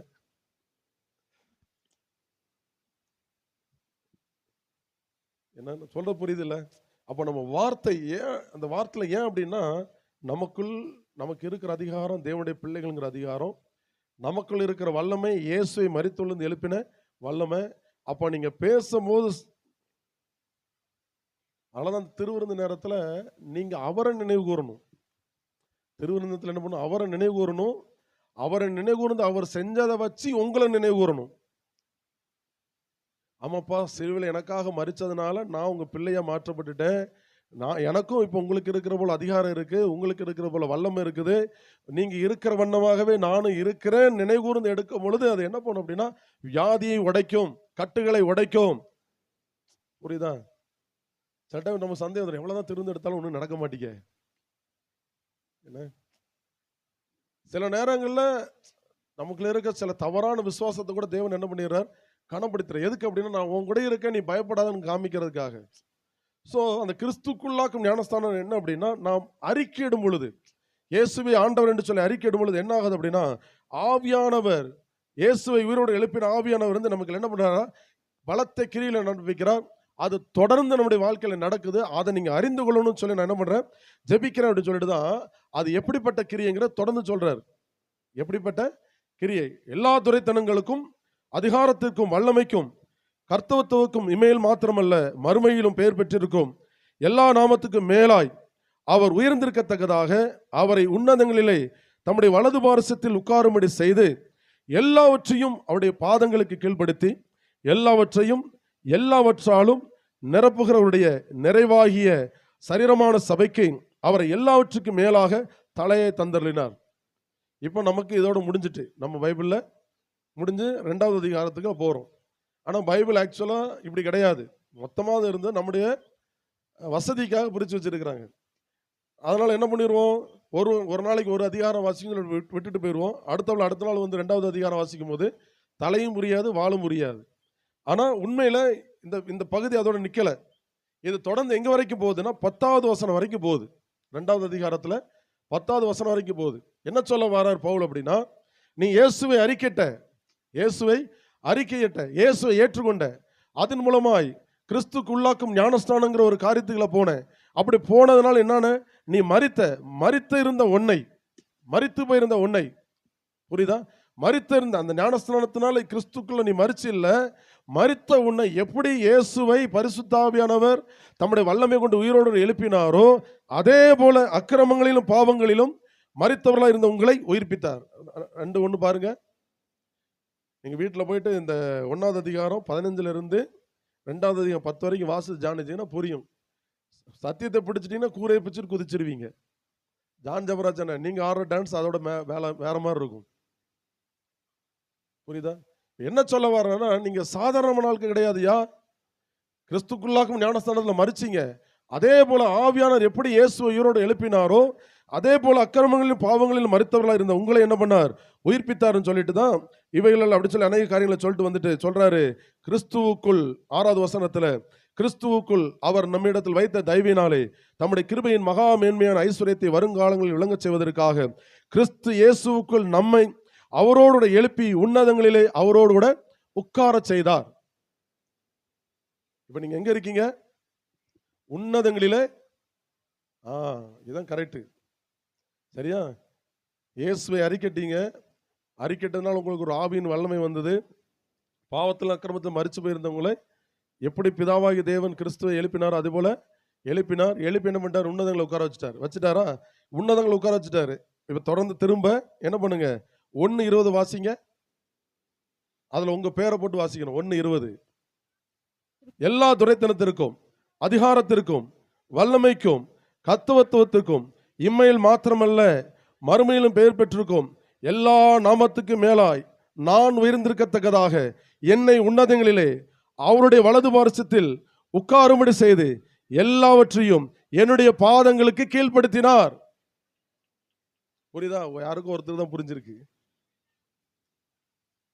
நீங்க கண்டு பயப்படுற வறுமை, நீங்க கண்டு பயப்படுற வியாதி, நீங்க கண்டு பயப்படுற எல்லா சூழ்நிலையும் என்ன பண்ணிட்டு அப்படின்னா உங்க பாதத்தின் கீழ் இருக்கு. இதுதான் சத்தியம். கிறிஸ்து எப்படி இருக்காரு? சபைக்கு தலையா இருக்கிறாரு. சரியா? நம்ம எல்லாரும் அவருடைய சரீரமா இருக்கிறோம். அப்படிதானே? அப்போ தலை சரீரம். அப்போ இங்க வசனம் சொல்லுது கிறிஸ்துடைய பாதத்துக்கு கீழே எல்லாம் கீழ்படுத்தப்பட்டிருக்கு. அவர் சரீரமா இருக்காரு, அவர் தலையா இருக்கிறாரு, நம்ம சரீரமா இருக்கும். அப்ப சத்தியத்தின்படி எது உண்மை அப்படின்னா எல்லாம் உங்கள் பாதத்திற்கு கீழ்படுத்தப்பட்டிருக்கிறது. நம்ம சாதாரணமா வந்து உட்கார்ந்துட்டு ஏதோ நான் ஒரு விசுவாசியா, நான் ஏதோ ஒரு அப்பாவி பாவம் போல வந்துட்டு போறேன் இல்லை. சபை உயிர்த்தெழுந்தது. இயேசு மாத்திரம் உயிர்த்தெழவில்லை, சபை உயிர்த்தெழுந்தது. சபை உயிர்த்தெழுந்து பாருங்க. கொலோசியர். நம்ம என்ன நினைச்சிட்டு இருக்கோம் அப்படின்னா இயேசு என்னைக்கோ 2 நாளைக்கு முன்னால மரிச்சு இன்னைக்குதான் உயிர்த்திருக்கிறாரு அப்படின்னு சொல்லுங்க. இல்லை இல்லை, அவர் 2000 வருஷத்துக்கு முன்னால செஞ்ச காரியத்துல அவரோடு கூட சேர்ந்து நாமும் மரித்து உயிரோடு கூட எழுப்பப்பட்டிருக்கிறோம். கொலோசியர் 1வது அதிகாரத்துல தேங்க்யூ லார்ட், தேங்க்யூ ஃபாதர். 17-18 வாசிங்க. அவர் எல்லாவற்றிற்கும் முந்தினவர், எல்லாம் அவருக்குள் நிலைத்திருக்கிறது. அவரே சபையாகிய சரீரத்திற்கு தலையானவர், எல்லாவற்றிலும் முதல்வராய் இருக்கும்படி அவரே ஆதியும் மரித்தோரிலிருந்து எழுந்த முதற் பேருமானவர். பவுல் சொல்றாரு, ஆண்டவராய் இயேசு கிறிஸ்து எல்லாவற்றுக்கும் முந்தினவர். யாரு? தேவ தூதர்கள் உண்டாக்கப்படுவதற்கு முன்னதாக இயேசு இருந்தவர். அந்த தேவ தூதர்களை உண்டாக்கினவரும் இயேசுதான், ஆண்டவராய் இயேசு கிறிஸ்து தான். அவர் ஏதோ 2000 வருஷத்துக்கு முன்னால என்ன பண்ணாரு, நமக்காக வந்தார் பூமிக்கு. புரியுதா? அவர் தான் எல்லாருக்கும் கடவுள், அவர் தான் எல்லாருக்குமே கடவுள், அவர் தான் எல்லாருக்குமே தேவன். தூதர்கள் எல்லாம் இயேசுவை என்ன பண்றாங்க, ஆராதிக்கிறார்கள். ஏன்னா வார்த்தையா இருந்த தேவன் அவர் தான் என்ன பண்ணார், எல்லாவற்றையும் உண்டாக்கினார். சொல்றார், அதான் தெளிவா சொல்றார், எல்லாவற்றிற்கும் முந்தினவர், அவருக்குள் எல்லாம் என்ன பண்ணுகிறது, நிலை நிற்கிறது. இயேசுக்குள்ள தான் எல்லாமே என்ன பண்ணுதா இருக்கு. அப்போ அந்த கிறிஸ்துக்குள்ள தான் நம்ம என்ன பண்ணோம், எல்லாருமே இருந்தோம். சரியா? இப்ப என்ன நடக்கு அப்படின்னா, அவரே சபையாக சரீரத்திற்கு தலையானவர். அப்படிதானே போட்டிருக்கு. நம்ம தமிழ் பல எப்படி இருக்கு, சரீரமாக சபைக்கு தலையானவர் போட்டுட்டு என்ன போட்டிருக்கு, ஒரு ஒரு மார்க் போட்டிருக்கா? என்ன மார்க் போட்டிருக்கு? செமிகோலனா, கோலன் செமிகோலன். அதாவது இதோட விளக்கம் என்னன்னா, அவரே சரீரமாகிய சபைக்கு தலைன்னு போட்டிருக்கு அப்படின்னா அது முடியல, அதுக்கு பின்னால் உள்ள காரியம் அதை விளக்குது. அது என்ன பண்ணுது, எக்ஸ்பிளைன் பண்ணுது. என்ன எக்ஸ்பிளைன் பண்ணுது அப்படின்னா, அவர் எப்படி சரீரமாகி சபைக்கு தலையானார் அப்படின்னா, எல்லாவற்றிலும் ஆதியிலே அவர் உயிரோடு முதல்ல இருந்தவர் தான். இப்போ இந்த சரீரமாகிய சபைக்கும் முதன்மையா இருக்கணும் அப்படிங்கிறதுக்காக என்ன பண்ணாரா, எல்லாவற்றிலும் முதல்வராக இருக்கும்படி அவரே ஆதியும் மரித்தோரில் இருந்த எழுந்து முதற் பேருமானவர். இப்ப இயேசு மரித்தது எதுக்காக, சபைக்காக. உயிரோடு கொண்டு எழுந்தது எதுக்கு, சபைக்காக. அவர் மரித்து உயிரோடு எழும்பும் பொழுது நாமும் அவரோடு என்ன பண்ணப்பட்டோம், உயிர்ப்பிக்கப்பட்டோம். இப்ப நாம் செத்தவர்கள் உயிரோடு இருக்கிறவர்கள். அத்தனை பேர் உயிரோடு இருக்கிறவங்க. ஒரு காலத்துல ஜீவன் கிடையாது, இப்ப ஜீவன் இருக்கு. பரலோக ராஜ்யத்தை ஆண்டவர் என்ன பண்றாருன்னா, ஒரு புளித்த மாவுக்கு என்ன பண்றாரு, ஒப்பிடுறார். எப்படி, ஈஸ்ட் அதுக்கு ஒப்பிடுறாரு. அது பார்க்க எப்படி இருக்கும், புளித்த மாவு கொஞ்சம் தான். இப்படி சொன்னா புரியும் உங்களுக்கு. வீட்டில் மோர், தயிர் உருவாக்குறீங்க. எப்படி தயிர் உருவாக்குறீங்க, உரமோர்னு சொல்லி ஒன்று வைப்பீங்க. அது கொஞ்சம் தான் இருக்கும், பால் நிறையா இருக்கும். பால் நிறையா இருக்கும். அதில் கொண்டு போய் இதை கொஞ்சம் ஊற்றணும்னு என்ன பண்ணிடுது, ஒரு குறிப்பிட்ட நேரத்தில் தயிராக மாறிடுது. அப்போ அந்த புளித்த மாவுனா வேற யாரும் கிடையாது, நாம் தான், நம்ம தான். இன்னைக்கு ஒருவேளை சிறு கூட்டம் அந்த இடத்துல உட்காந்துருக்கலாம், நீங்க பெருங்கூட்டம் நினைக்கலாம், என்னமோ அல்லையிலும் அல்லையிலும் கத்துறாங்க. அன்னைக்கு வேதா அக்கா வீட்டுக்கு போனோம். அக்காவுடைய அக்கா தானே, அவங்க வீட்டுக்கு போனோம். வீடு அட்ரஸ் என்ன தெரியுமா சொன்னாங்க, அல்லையிலோயா வீடு அப்படின்னாங்க. என்னது அல்லையிலோயா வீடுன்னு சொல்லுங்க காமிச்சிருவாங்கன்னாங்க. என்னது அல்லையிலோயா வீடு, சர்ச்சை வச்சிருக்காங்களா அப்படின்னு. இல்லை அல்லையிலோயா வீடுன்னு சொன்னா காமிச்சிருவாங்கன்னு. இன்னைக்கு நம்மளை சொல்லலாம், அல்லையிலோயா அல்லையிலும் கத்துறான், ஏதோ அந்நிய பாசையில பேசுறான்னு சொல்லலாம். ஆனா நம்ம யாரு, புளிச்ச மாவு. நம்ம யாரு, புளிச்ச மாவுனா தப்பா நினைச்சிடாதீங்க. புளிச்ச மாவுக்குள்ள தான் உயிர் இருக்கு, பாலில் உயிர் இல்லை. அந்த உரமுறம் சொல்றோம் பார்த்தீங்களா, அதுலதான் உயிர் இருக்குது. சுண்டக்கா பயலன்னு உங்களை சொன்னாலும் சரி, சின்ன கூட்டம் தான் சொன்னாலும் சரி, இவங்க என்னையா செய்ய முடியும்னு சொன்னாலும் சரி, இல்ல நாம் ஜீவனை பெற்றவர்கள், நாம் உயிரோடு கூட எழுந்தவர்கள். இயேசு மாத்திரமல்ல, அவரோடு கூட சேர்ந்து நாமும் என்ன பண்ணியிருக்கிறோம், உயிரோடு கூட என்ன பண்ணியிருக்கோம், எழும்பி இருக்கிறோம். சபையை அழிச்சு போடுறதுக்கு எவ்வளவு கூட்டங்கள் எழுமிச்சு தெரியுமா? ஹிட்லரு, எத்தனையோ ஆட்களாக எழும்புனாங்க. அழிக்க முடிஞ்சதா? யாரோ சொன்னாங்களா, யாரும் தெரியல, நம்ம இந்தியாவில் தான். அவனை தொடாத, அவன் மூட்டை பூச்சி போல நசுக்க என்ன பண்ணுவான், பெருகுவான் அப்படின்னாங்களா. என்ன காரணம் அப்படின்னா, நமக்குள்ள இருக்கிற ஜீவன் அப்படிப்பட்டது. இந்த ஜீவன் மரிக்காது, அது என்ன பண்ணும், உயிர்ப்பிக்கும். பேதுரு நடந்து போகும்போது அவன் நிழல் பட்டு சுகத்தை பெற்றுக்கொண்டாங்க. எப்படி, அவன் மேல உள்ள காரியம் கிடையாது, அவனுக்குள்ள இருந்த ஜீவன். அது பேதுருக்குள்ள மாத்திரம் இல்லை, இங்க உட்கார்ந்துருக்க அத்தனை பேருக்குள்ள இருக்கு. நமக்குள்ள அந்த ஜீவன் இருக்குது. அப்ப அவர் உயிரோடு எழுந்தார் அப்படின்னா அவர் மாத்திரம் எழும்பல, நானும் எழும்பி இருக்கேன், நீங்களும் எழும்பி இருக்கீங்க. இதை நீங்க விசுவாசிச்சு வியாதியா இருக்கிறவங்கள கை வைங்க, உடனே சுகமாகும். புரியுதா? அந்த விசுவாசம் வரணும் அப்படிங்கிறது தான் பேசுங்க அப்படிங்கிறோம். இந்த வார்த்தை என்ன பண்ணணும், பேசணும். என்னால முடியாதுன்னு இல்லை, பேசணும். இப்போ எங்க சர்ச்சில் நான் செய்யாத வேலையே கிடையாது. எங்க சர்ச்சில் நான் செய்யாத, என் படிப்புக்கும் படிப்பு இல்லாததுக்கும் சம்மந்தம் இல்லாத வேலையெல்லாம் என்ன பண்ணுவேன், செய்வேன். ஏதாவது ஒருன்னா டக்குன்னு எப்படி சொல்றதுன்னா, அந்த டிரான்ஸ்பிளான்டேஷன் சொல்லுவாங்க பார்த்தீங்களா, கிட்னி இல்லைன்னா இங்கிருந்து எடுத்து வைப்பாங்கல்ல, அந்த மாதிரி அந்த குயிக்காக என்ன பண்ணும், அக்சஸ் நடக்கும். எப்படி, இது என்னுடைய ஞானம் கிடையாது, அவர் எனக்குள்ள இருக்கிறனால அவருடைய ஜீவன் செயல்படுது. நீங்க வந்து பார்த்தீங்கன்னா ஒரு வாரம் வந்து பார்த்தீங்கன்னா தெரியும். ஒன் மேன் ஆர்மி பார்த்தீங்களா, அந்த மாதிரி அப்படிங்க பாஸ்டர் உருவாக்கி வச்சிருக்காங்க. எல்லா வேலையும் செய்வேன். இங்கே வர்ற அன்னைக்கு வியாழக்கிழமை, இங்கே வெள்ளிக்கிழமை நான் வரணும், அங்கே வியாழக்கிழமை நாங்கள் சர்ச்சை ரெடி பண்ணுறோம். அன்னைக்கும் கூட மாட இருந்து எல்லாம் செஞ்சு வேர்த்து விறுவிறுத்து எல்லாத்தையும் முடிச்சுட்டு வீட்டுக்கு 9 தான் போனோம். எல்லாமே ஒரு போன வருஷம் இந்த மாதிரி ஆர்எஸ் மங்கலபுரத்தில் மீட்டிங் முடிச்சுட்டு இருக்கும்போது அங்கேருந்து ஃபோன் பண்ணுறான். ஆனால் மிக்சரில் சத்தம் வர மாட்டேங்குன்னு. எப்படி ஃபோனில் கேட்குறான். அவர் சத்தம் மட்டும் வர மாட்டேங்குன்னா, மானிட்டரில் வருது, வெளியில் வர மாட்டேங்குண்ணே. இல்லை அதில் ஒரு சிவப்பு கலர் பட்டன் இருக்கும், அது அமுக்குனே பாருல, எங்கள் ஊர் பாச அது. பட் ஆமாண்ணே சிவப்பு கலர் யாரும் எடுத்து விட்டா தெரிலண்ணே அப்படின்னா. எப்படி ஆக்சுவலாக அது என்னன்னா நான் ஒர்க் பண்ணியிருக்கேன், பட் இதுதான் அப்படி இதுதான் அப்படிங்கிற அந்த ஞானம் எப்படி வருதுன்னா, இந்த மூளை சிந்திக்கல, உள்ள இருக்கிற ஜீவன் அதை ஆக்டிவேட் பண்ணுது. புரியுதா? உண்மையில எனக்கு பாட தெரியாது, உண்மையில எனக்கு பிரசங்கம் பண்ண தெரியாது. நான் எந்த பைபிள் காலேஜுக்கு என்ன பண்ணல, போய் இப்படிதான் பிரசங்கம் பண்ணணும்னு சொல்லி எனக்கு கற்றுக்கொள்ளவும் இல்லை. எழுதி வச்சு எனக்கு பிரசங்கம் வராது. நானும் ட்ரை பண்ணி பார்த்தேன், எழுதி வச்சு என்ன பண்ணாது, வரவே வராது. இப்போ இந்த விழாவில் கூட நான் பேசினாலும் எப்படி பேசுறேன், நான் இதுக்காக தனியாக உட்காந்து ஜெபம் பண்ணல, எதுக்காகவும் என்ன பண்ணல, என்னை பலப்படுத்துகிற கிறிஸ்து இயேசுவினால் எல்லாவற்றையும் செய்ய எனக்கு பலன் உண்டு. புரியுதா? இது எப்படின்னா, அது இந்த லைஃபோட ஆனதுனால அது என்ன பண்ணுது, அப்படியே அது ருசிச்சு வருது. நம்ம எழுதி வச்சான்னு வச்சுக்கோங்க, எனக்கு ஓடாது. அண்ணன் பாஸ்டர் சொல்லியிருந்தேன், எனக்கு எழுதி வச்சா வராது. நானும் 2-3 தடவை ட்ரை பண்ணி பார்த்தேன், ஆனால் எழுதணும். ஏன்னா போகும்போது யாராவது நோட்ஸ் எடுத்து வச்சுருந்தா எனக்கு கொடுங்க, அதை நல்ல நோட்ஸ் யாராவது எடுத்து வச்சுருந்தீங்கன்னா நான் பேசுனதுன்னு கொடுங்க. நான் அப்படி தான் முதல்ல யோசித்தேன், அங்கே யாராவது நோட்ஸ் நல்லா எடுத்திருந்தாங்கன்னா கேட்டு வாங்கணும் அப்படின்னு. இது எப்படி அப்படின்னா, இது என்னுடைய பலன் அல்ல, இது என்னுடைய மனுஷ மூளை அல்ல, எனக்குள்ள இருக்கிற ஜீவன், எனக்குள்ள இருக்கிற இந்த தேவ வல்லமை, எனக்குள்ள இருக்கிற அந்த ஆவியானவர் என்ன பண்றா அப்படின்னா, அதை ஆக்டிவேட் பண்ணி அந்த காரியத்தை செய்யறார். புரியுதா? அப்போ எங்களை பயன்படுத்துகிற அதே வல்லமை, எங்களை உருவாக்குற அதே வல்லமை தான் உங்களுக்குள்ள இருக்கு.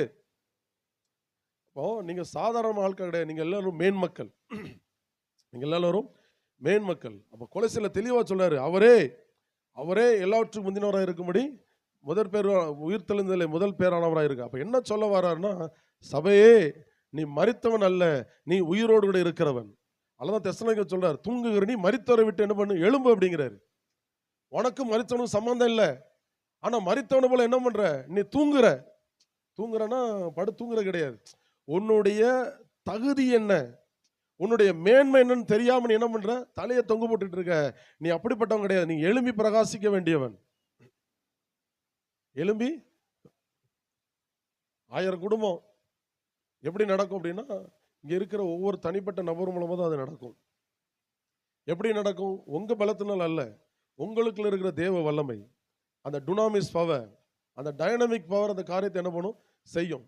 ஏன் அப்படின்னா, இயேசு நீங்க ஏற்றுக்கொண்டிருக்கீங்க, அது சும்மா இருக்க கூடாது. நானும் கொஞ்சம் யாராவது அசமா பக்கத்தில் மாட்டினாங்கன்னா இயேசுவை பற்றி பேச ஆரம்பிச்சிடுவேன். சுவிசேஷம் ரொம்ப சொல்ல தெரியாது, இயேசு நீ ஏற்றுக்கோப்பா அப்படின்ட்டுருவேன்.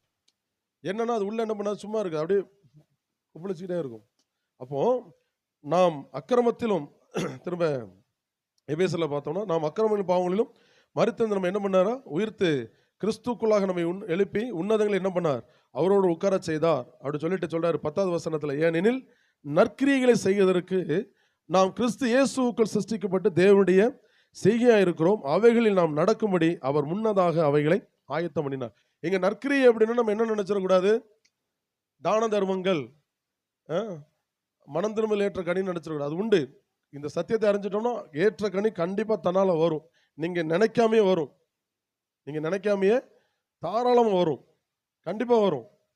கொடுக்கறதுல இருந்து மற்றவங்களை விசாரிக்கிறது தானாக என்ன பண்ணது வந்துடும். அப்ப இங்க என்ன சொல்ல வரனா, தேவன் உலக தோற்றத்துக்கு உண்டதாகவே வெள்ளவற்றை என்ன பண்ணாரா, ஆயத்தம் பண்ணினார். ஆயத்தம் பண்ணினதை கிறிஸ்து இயேசுக்குள்ளாக என்ன பண்ணிட்டாரா, நிறைவேற்றி முடிட்டு தான். திரும்ப வாங்க, ரோமருக்கே வாங்க. ரோமர் 6வது அதிகாரம் சொல்றாரு, 3வது வசனத்தை வாசிக்கும் பொழுது, கிறிஸ்து இயேசுக்குள்ளாக ஞானஸ்தானம் பெற்ற நாம் அனைவரும் அவருடைய மரணத்துக்குள்ளாக்கும் ஞானஸ்தானம் பெற்றதை அறியாமல் இருக்கிறீர்களா? அப்ப இவ்வளவு நேரம் நம்ம பார்த்தது எதை பார்த்திருக்கிறோம் அப்படின்னா, கிறிஸ்துக்குள்ளாக உண்டாகிற ஞானஸ்தானம். அப்ப நீங்க இயேசுவை ஏற்றுக்கொள்ளும் பொழுது என்ன ஆகுது, உங்களை அறியாமையே அங்கு பாவத்துக்கு ஒரு மரணம் நடக்கிறது. உங்களை அறியாமலே உங்களுக்குள் நீதிக்கென்று பிழைக்கிற உயிர்ப்பிக்கிற வல்லமை என்ன பண்ணுகிறது, செயல்படுகிறது. அப்படி சொல்லிட்டு சொல்றாரு, மேலும் பிதாவின் மகிமையினாலே கிறிஸ்து மரித்தெழுந்து எழுப்பப்பட்டது போல நாமும் புதிதான ஜீவனுள்ளவர்களாய் நடந்து கொள்ளும்படிக்கு அவருடைய மரணத்துக்குள்ளாக்கும் ஞானஸ்தானத்தினாலே கிறிஸ்துவனோடு கூட அடக்கம் பண்ணப்பட்டோம். ஆதலால் அவருடைய மரணத்தின் சாயலில் நாம் இணைக்கப்பட்டவர்களானால் அவருடைய உயிர்த்தெழுதின் சாயலிலும் இணைக்கப்பட்டிருப்போம். தெளிவாங்க அடுத்த வந்துட்ட விஷயத்துக்கு என்ன அப்படின்னா, நீ இயேசுவை ஏற்றுக்கொண்டில்லை, அதனால என்னாச்சு, கிறிஸ்துக்குள்ளாக்கு ஞானஸ்நானங்கிற ஒரு காரியம் என்ன பண்ணது, நடந்தது மாத்திரம். எப்படி பிதாவின் மகிமையினால் இயேசு உயிரோடு எழுப்பப்பட்டாரோ அதே போல நாம் அனைவரும் புதிதான ஜீவன் உள்ளவர்களாய் நடந்து கொள்ளும்படிக்கு என்ன பண்ணப்பட்டிருக்கிறோமா, எழுப்பப்பட்டிருக்கோம். அப்ப பழைய ஜீவன் அல்ல, பழைய காரியம் அல்ல, ஒரு புதிய காரியத்தோடு கூட நீங்க என்ன பண்ணிருக்கீங்க, அத்தனை பேரும் எழும்பி இருக்கிறீர்கள். நான் ஆங்கில வேதாகமத்தில் வாசிக்கிறேன், 4வது வசனம். Sharing in his death by our baptism means that we are co-buried with him. அதாவது என்ன சொல்றாருன்னா, இயேசுவோடு கூட என்ன பண்ணப்பட்டோம், இணைந்து அடக்கம் பண்ணப்பட்டோம். So that when the Father's glory raised Christ from the dead, we are also raised with him. என்ன சொல்றாரு, இயேசுவின் மகிமையினாலே, பிதாவின் மகிமையினாலே இயேசு உயிரோடு எழுப்பப்பட்டது போல நீங்களும் எழுப்பப்பட்டீங்கன்னு சொல்லிட்டு என்ன சொல்றாரு அப்படின்னா, we have been co-resurrected with him so that we could be empowered to walk in the freshness of new life. எங்க ஆங்கில வேதாகமத்தில் ஒரு வார்த்தை எக்ஸ்ட்ரா இருக்கு, நீங்க புதிதான ஜீவன் உள்ளவர்களாய் நடந்து கொள்ளும்படிக்கு. தமிழ் பைபிள் எப்படி இருக்கு, புதிதான ஜீவன் உள்ளவர்களாய் நடந்து கொள்ளும்படி. அது எப்படி தோணுதுன்னா, ஜீவனை கொடுத்துட்டு நீ பாட்டுக்கு போ அப்படின்னு. எப்படி ஒருத்தங்க வழி கேட்குறாங்க, வழி கேட்குறவங்களுக்கு நீங்கள் என்ன பண்ணுறீங்க, ரைட்டில் போய் லெஃப்ட்டில் போய் ஸ்ட்ரைட்டாக போய் அப்படி காரணம் இப்படி காரணம் சொன்னீங்கன்னு வச்சுக்கோங்க, ஏன்டா வழி கேட்டோன்னு ஆயிடுவான். அப்படி தானே, வழி சொல்கிறது மாத்திரம் இல்லை, நானும் கூட சேர்ந்து வந்து வழியை காமிக்கிறேன் அப்படின்னு சொல்லும் போது என்ன ஆகுது அப்படின்னா, அந்த பாதையில் போய் சேர்றதுக்கு உதவி செய்யுது. அதே போல தான் ஆங்கில வேதாகமத்தில் கொடுக்கப்பட்டிருக்கு, உங்களுக்கு புதிய ஜீவனை கொடுத்தது மாத்திரமல்ல, அவரும் அந்த ஜீவனுக்கு வல்லமையை கொடுத்து உங்களோடு கூட இருந்து நீங்க போக வேண்டிய திசையில உங்களை கொண்டு போய் நடத்தி சேர்க்கிறார். இதுதான் கிறிஸ்தவம். தனியா விடல, தனிச்சு என்ன பண்ணல, உங்களை விடல. என்ன பண்றாரா, உங்களை கொடுத்த அந்த ஜீவனை அப்பப்போ என்ன பண்றாரு, பலப்படுத்திட்டே இருக்கிறாரு. எத்தனை பேர் வீட்டில் இன்வெர்டர் இருக்குது? இன்வெர்டர் யார் வீட்லையும் கிடையாது. இன்வெர்டரு எங்க வீட்டில் இன்வெர்டர் இருக்குது. கரண்ட் போறதும் தெரியாது, வர்றதும் தெரியாது. கரண்ட் போறதும் தெரியாது, அதோட எதெல்லாம் கனெக்ஷன் இருக்கோ அதெல்லாம் என்ன பண்ணும், எரியும். புரியுதா?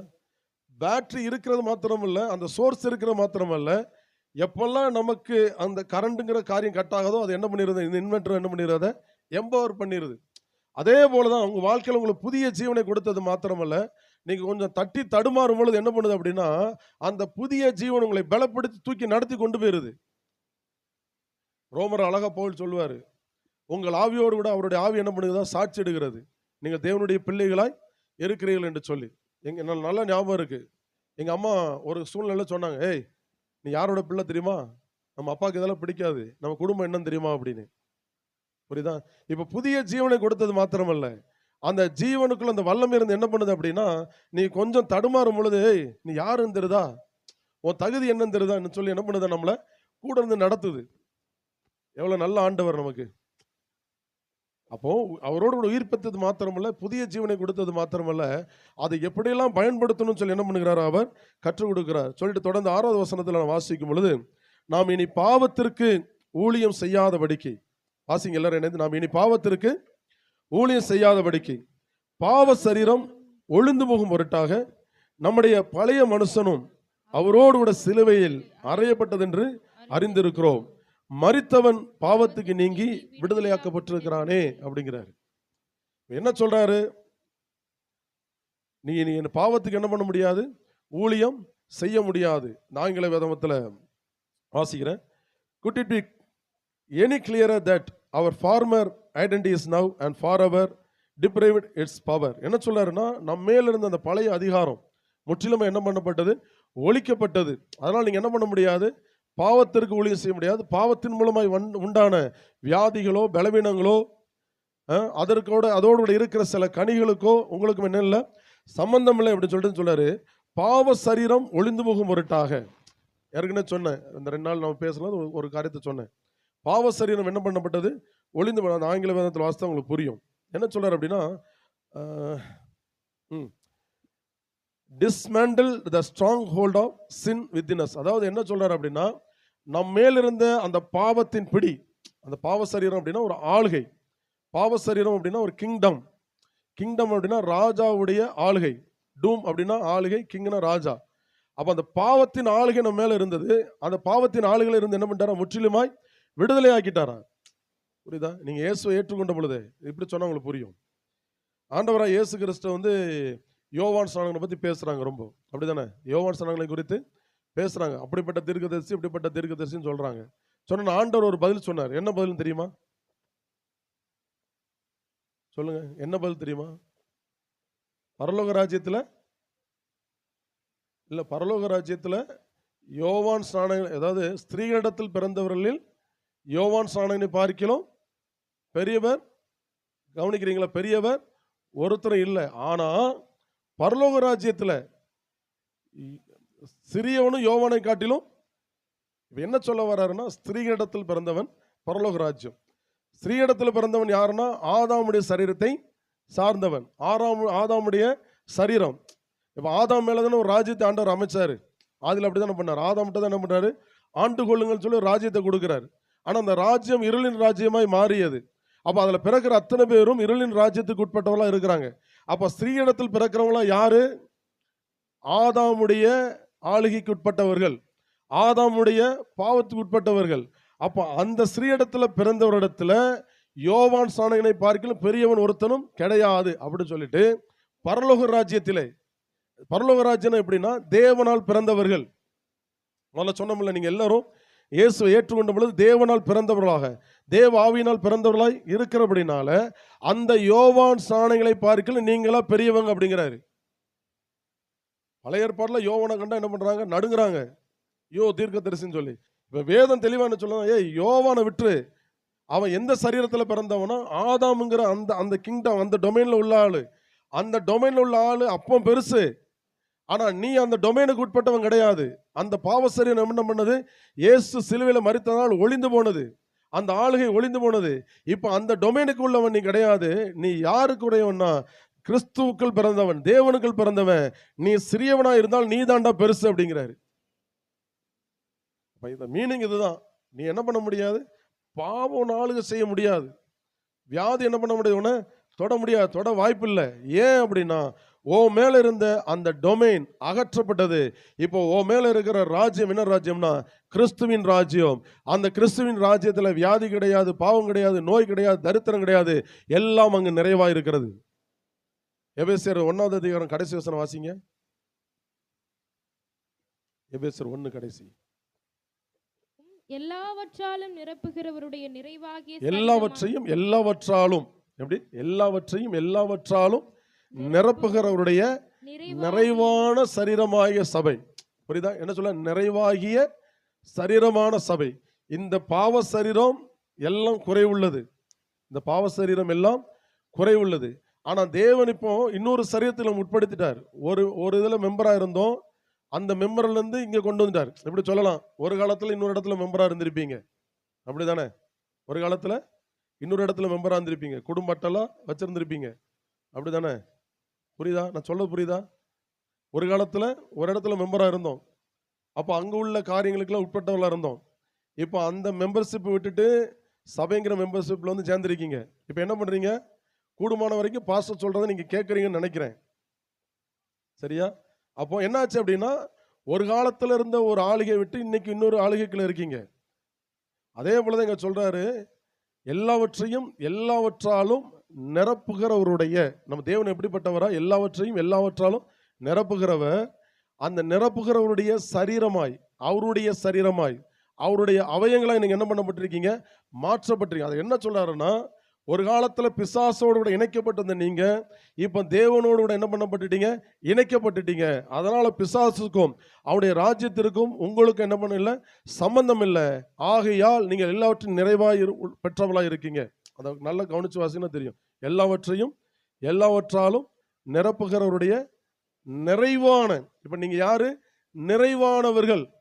ஒரு காலத்துல குறைவு. ஏன்? அந்த பாவ சரீரத்தில் இருந்தனால, அந்த பாவ சரீரங்கிற அந்த ஆளுகைகள் இருந்தனால. எனக்கு இயேசு கிறிஸ்து உயிரோடு எழுந்ததினாலே, அவரோடு நாமும் உயிர்ப்பிக்கப்பட்டதுனால நம்ம இப்ப எங்க இணைக்கப்பட்டிருக்கிறோம்னா, எல்லாவற்றாலும் நிரப்புகிறவருடைய சரீரமாய் மாற்றப்பட்டிருக்கிறோம்.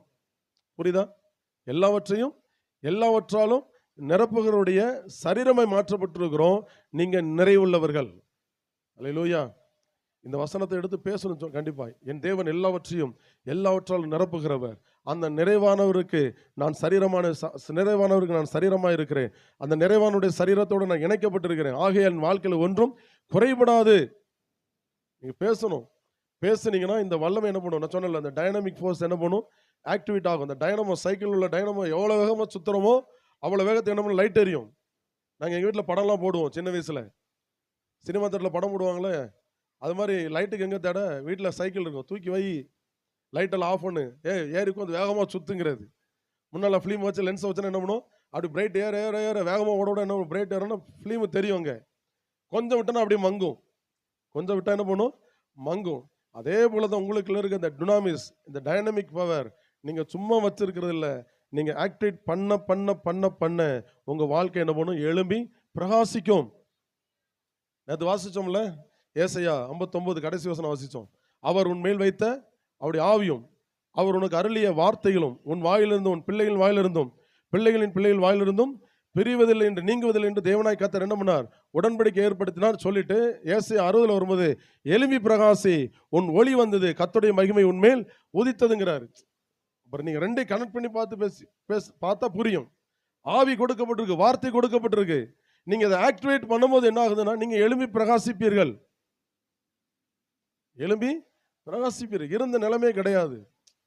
நான் வேதத்துல பாத்தீங்கன்னா, நெகமியா ஜெபம் பண்றான், அழுது ஜெபம் பண்றான். எப்படி ஜெபம் பண்றான் அப்படின்னா, அவனுடைய முற்பிதாக்கள் வாழ்ந்த அந்த காலத்தை பார்க்குறான். தேவனுடைய ராஜ்யத்துக்கு அவங்க உட்பட்டவர்களாக இருந்து வாழ்ந்த அந்த நாட்களை சிறையிருப்பில் இருந்து பார்க்குறான். ஆண்டவரே, எங்க முற்பிதாக்கள் இப்படி வாழ்ந்தாங்களே, அரணான பட்டணத்தையும் செழுமையான பூமியை கட்டிக்கொண்டு சகலவித உடைமைகள் நிறைந்த வீடுகள். எப்படி? சகலவித உடைமைகள் இருந்த வீடுகள். இன்னைக்கு ஒரு ஃப்ரிட்ஜ் வாங்குறது கஷ்டப்பட வேண்டியது இருக்கு. என்ன காரணம்? நம்ம அறிஞ்சோ அறியாமலோ இந்த விடுவிக்கப்பட்டோங்கிறத நினைக்காம இருக்கிறனால. புரியுதா? அவர் உயிர் தெழுந்தாரியா, அவரோட நான் உயிர் தெழுந்திருக்கேன், அதனால இந்த பழைய வாழ்க்கை எனக்கு சொந்தம் அல்ல. அப்ப நெகமியா பார்த்து யோசிக்கிறான், எங்க முற்பிதாக்கள் இப்படி வாழ்ந்தாங்களே, உங்க ராஜ்யத்தை விட்டதுனால இந்த காரியம் அப்படி சொல்லி புலம்பிட்டு சொல்றான். அவளை சாப்பிட்டு புசித்து திருப்தியாகி கொளுத்து, தகப்பனே உடைய மகாபெரிய தயவினால் செல்வமா என்ன பண்ணார்களா? வாழ்ந்தார்கள். இப்போ அந்த தயவை அவன் சொல்றான், அந்த தயவுன்னு சொல்றான் பாத்தீங்களா? அந்த தயவினால செல்வமா வாழ்ந்தார்கள் சொல்றான் பாத்தீங்களா? சகலவித உடைமைகள், இந்த வீடுகள், வெட்டப்பட்ட துறவுகள், ஏராளமான திராட்சை தோட்டங்கள், ஒளியோ தோப்புகள், கனி கொடுக்கும் விருட்சங்களாம் வச்சிருந்தாங்களே, உங்களுடைய தயவினால வச்சிருந்தாங்களேன்னு சொல்றான் பாத்தீங்களா? அந்த தயவை என்ன பண்ணி இருக்கிறார்னா, கர்த்தராகிய இயேசு கிறிஸ்து மூலமாய் அவரோடு உயிர்ப்பிக்கப்பட்ட நமக்கு கொடுத்திருக்கிறார். இப்ப இந்த தயவை எண்ணி பேசினா வந்துரும். உபாகமத்துல நான் வாசிச்சு முடிப்போம். உபாகமும்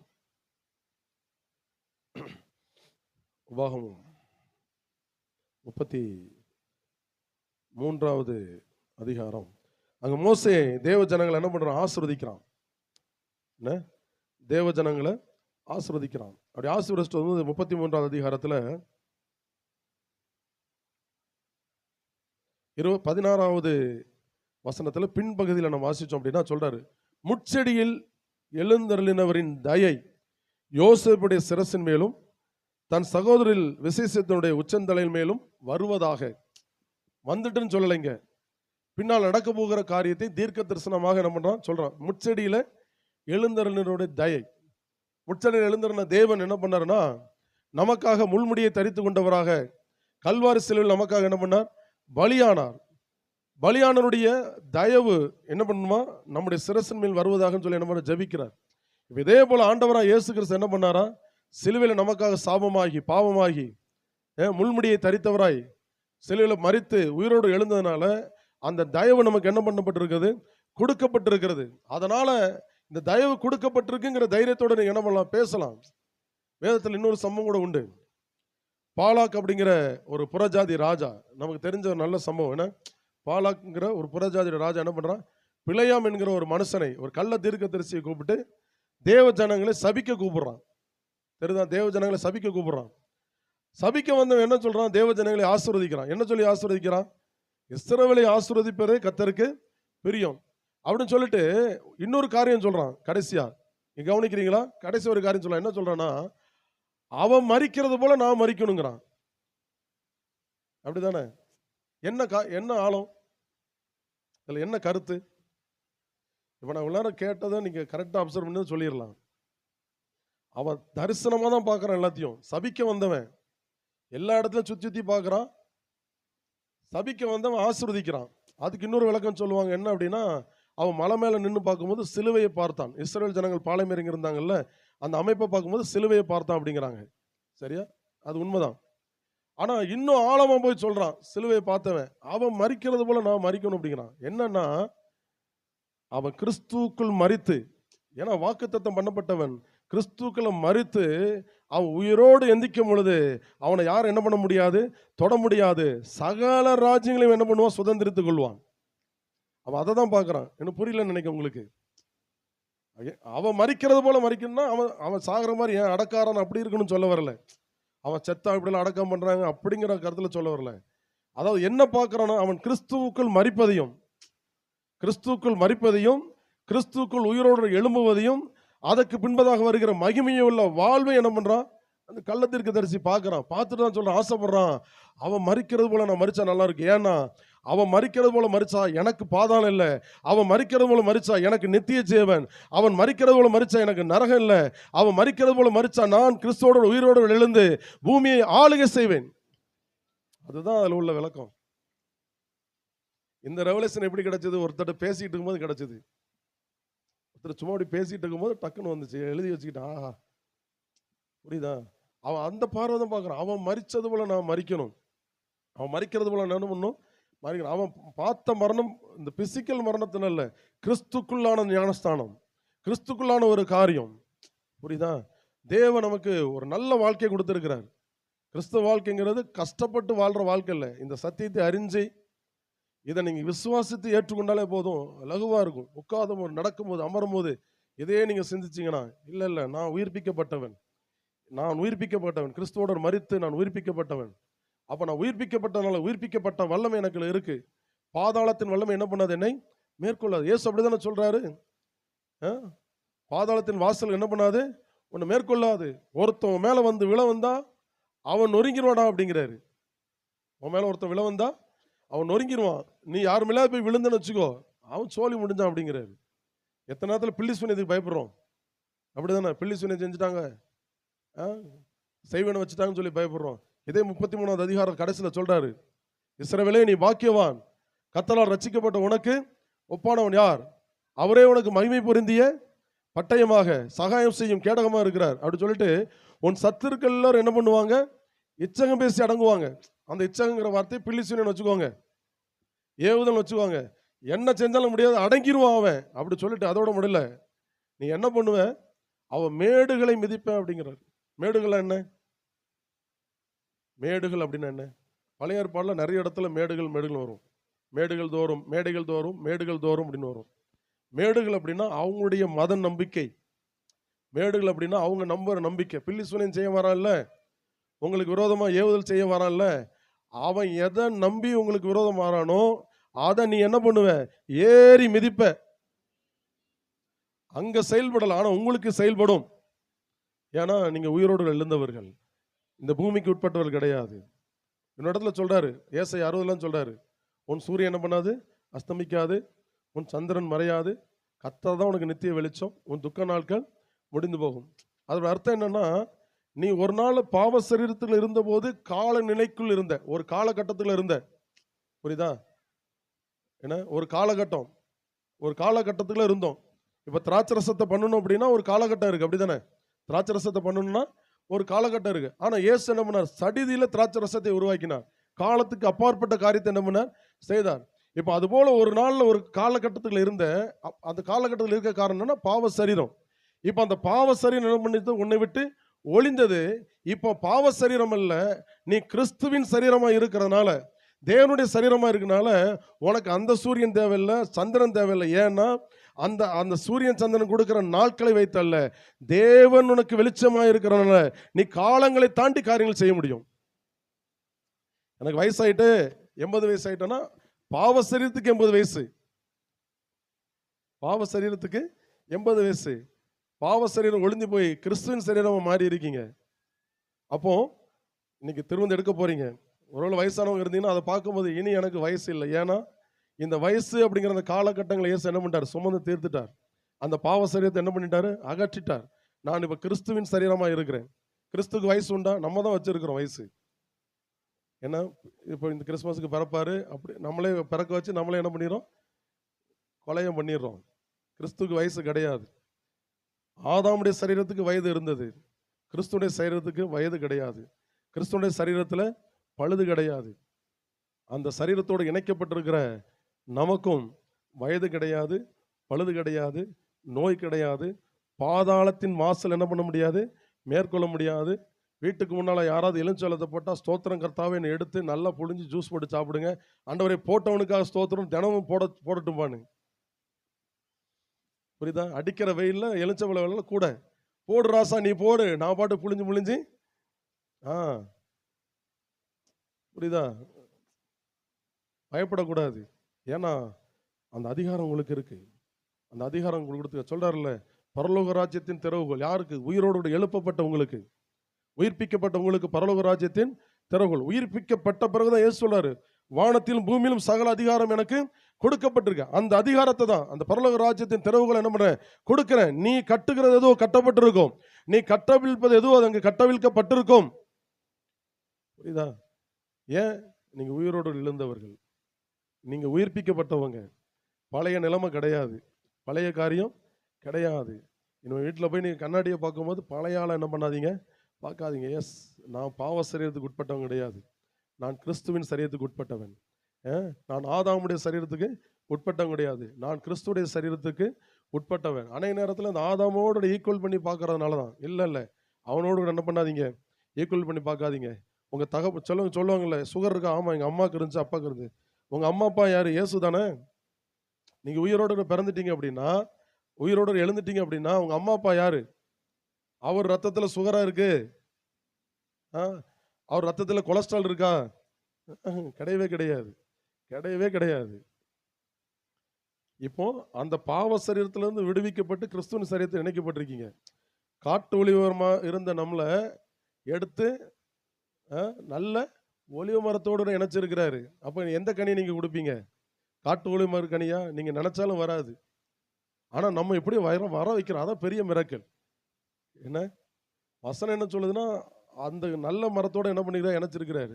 அப்போ அதுக்குள்ள இருக்கிற ஜீவன், அதற்குள்ள இருக்கிற வல்லமை, அதற்குள்ள இருக்கிற அதிகாரம், அதற்கு இருக்கிற சுகம் தான் உங்களுக்கு உரிமை சொத்து. அப்போ என்ன பண்ணக்கூடாது? சுகர் இருந்துச்சுன்னா என்ன பண்ணிடக்கூடாது? சொல்லக்கூடாது, வாயை திறந்து சொல்லக்கூடாது. சுகர் இருக்கு, எங்கள் அம்மாவுக்கு வந்துச்சு, எங்கள் அப்பாவுக்கு வந்துச்சு. உங்கள் அம்மா அப்பாவுக்கு வரட்டும், தப்பே கிடையாது. உங்களுக்கு வரக்கூடாது, வந்தாலும் இருக்கக்கூடாது. ஏன்னா இந்த வசனத்தெல்லாம் நீங்கள் எடுத்து பேசி சொல்லும் பொழுது நிச்சயமாக வாழ்க்கையில் என்ன பண்ணும்? சுகம் உண்டாகும். புரியுதா? அப்போ அந்த திராட்சை ரசத்தையும் அப்பத்தையும் கையில் வாங்கும் பொழுது அது தேவனுடைய சரீரம் இல்லை, தேவனுடைய ரத்தம் இல்லை, அதற்கு ஒப்பாக இருக்கிறது. அதில் தேவன் செஞ்ச காரியத்தை பார்க்கணும், உங்களை பார்க்கக்கூடாது. சரியா? உங்களை பார்க்குறதுக்கு எவ்வளோ நேரம் இருந்திருக்கு? ஏன்னா அது என்னன்னு தெரியல, கரெக்டாக திருவந்துக்கு வந்தால் மட்டும் பார்க்குறீங்க. திருவந்துக்கு வந்தால் மட்டும் அந்த நேரத்தில் மட்டும் தான் உங்களை உரசி பார்க்குறீங்க. வீட்டில் மனைவியோட சண்டை போட்டோன்னா தெரியாமல் போயிடும், ஐயோ சண்டை போட்டோமே அப்படின்னு. புரியுதா? மனசுக்குள்ள நமக்கு கொஞ்சம் குறுகுறுன்னு வரும்பொழுது என்ன, அவர் மன்னிச்சிடறேன். நீங்கள் கேட்குறீங்களோ இல்லை, உங்கள் பாவம் கழுவப்பட்டுக்கிட்டே தான் இருக்குது.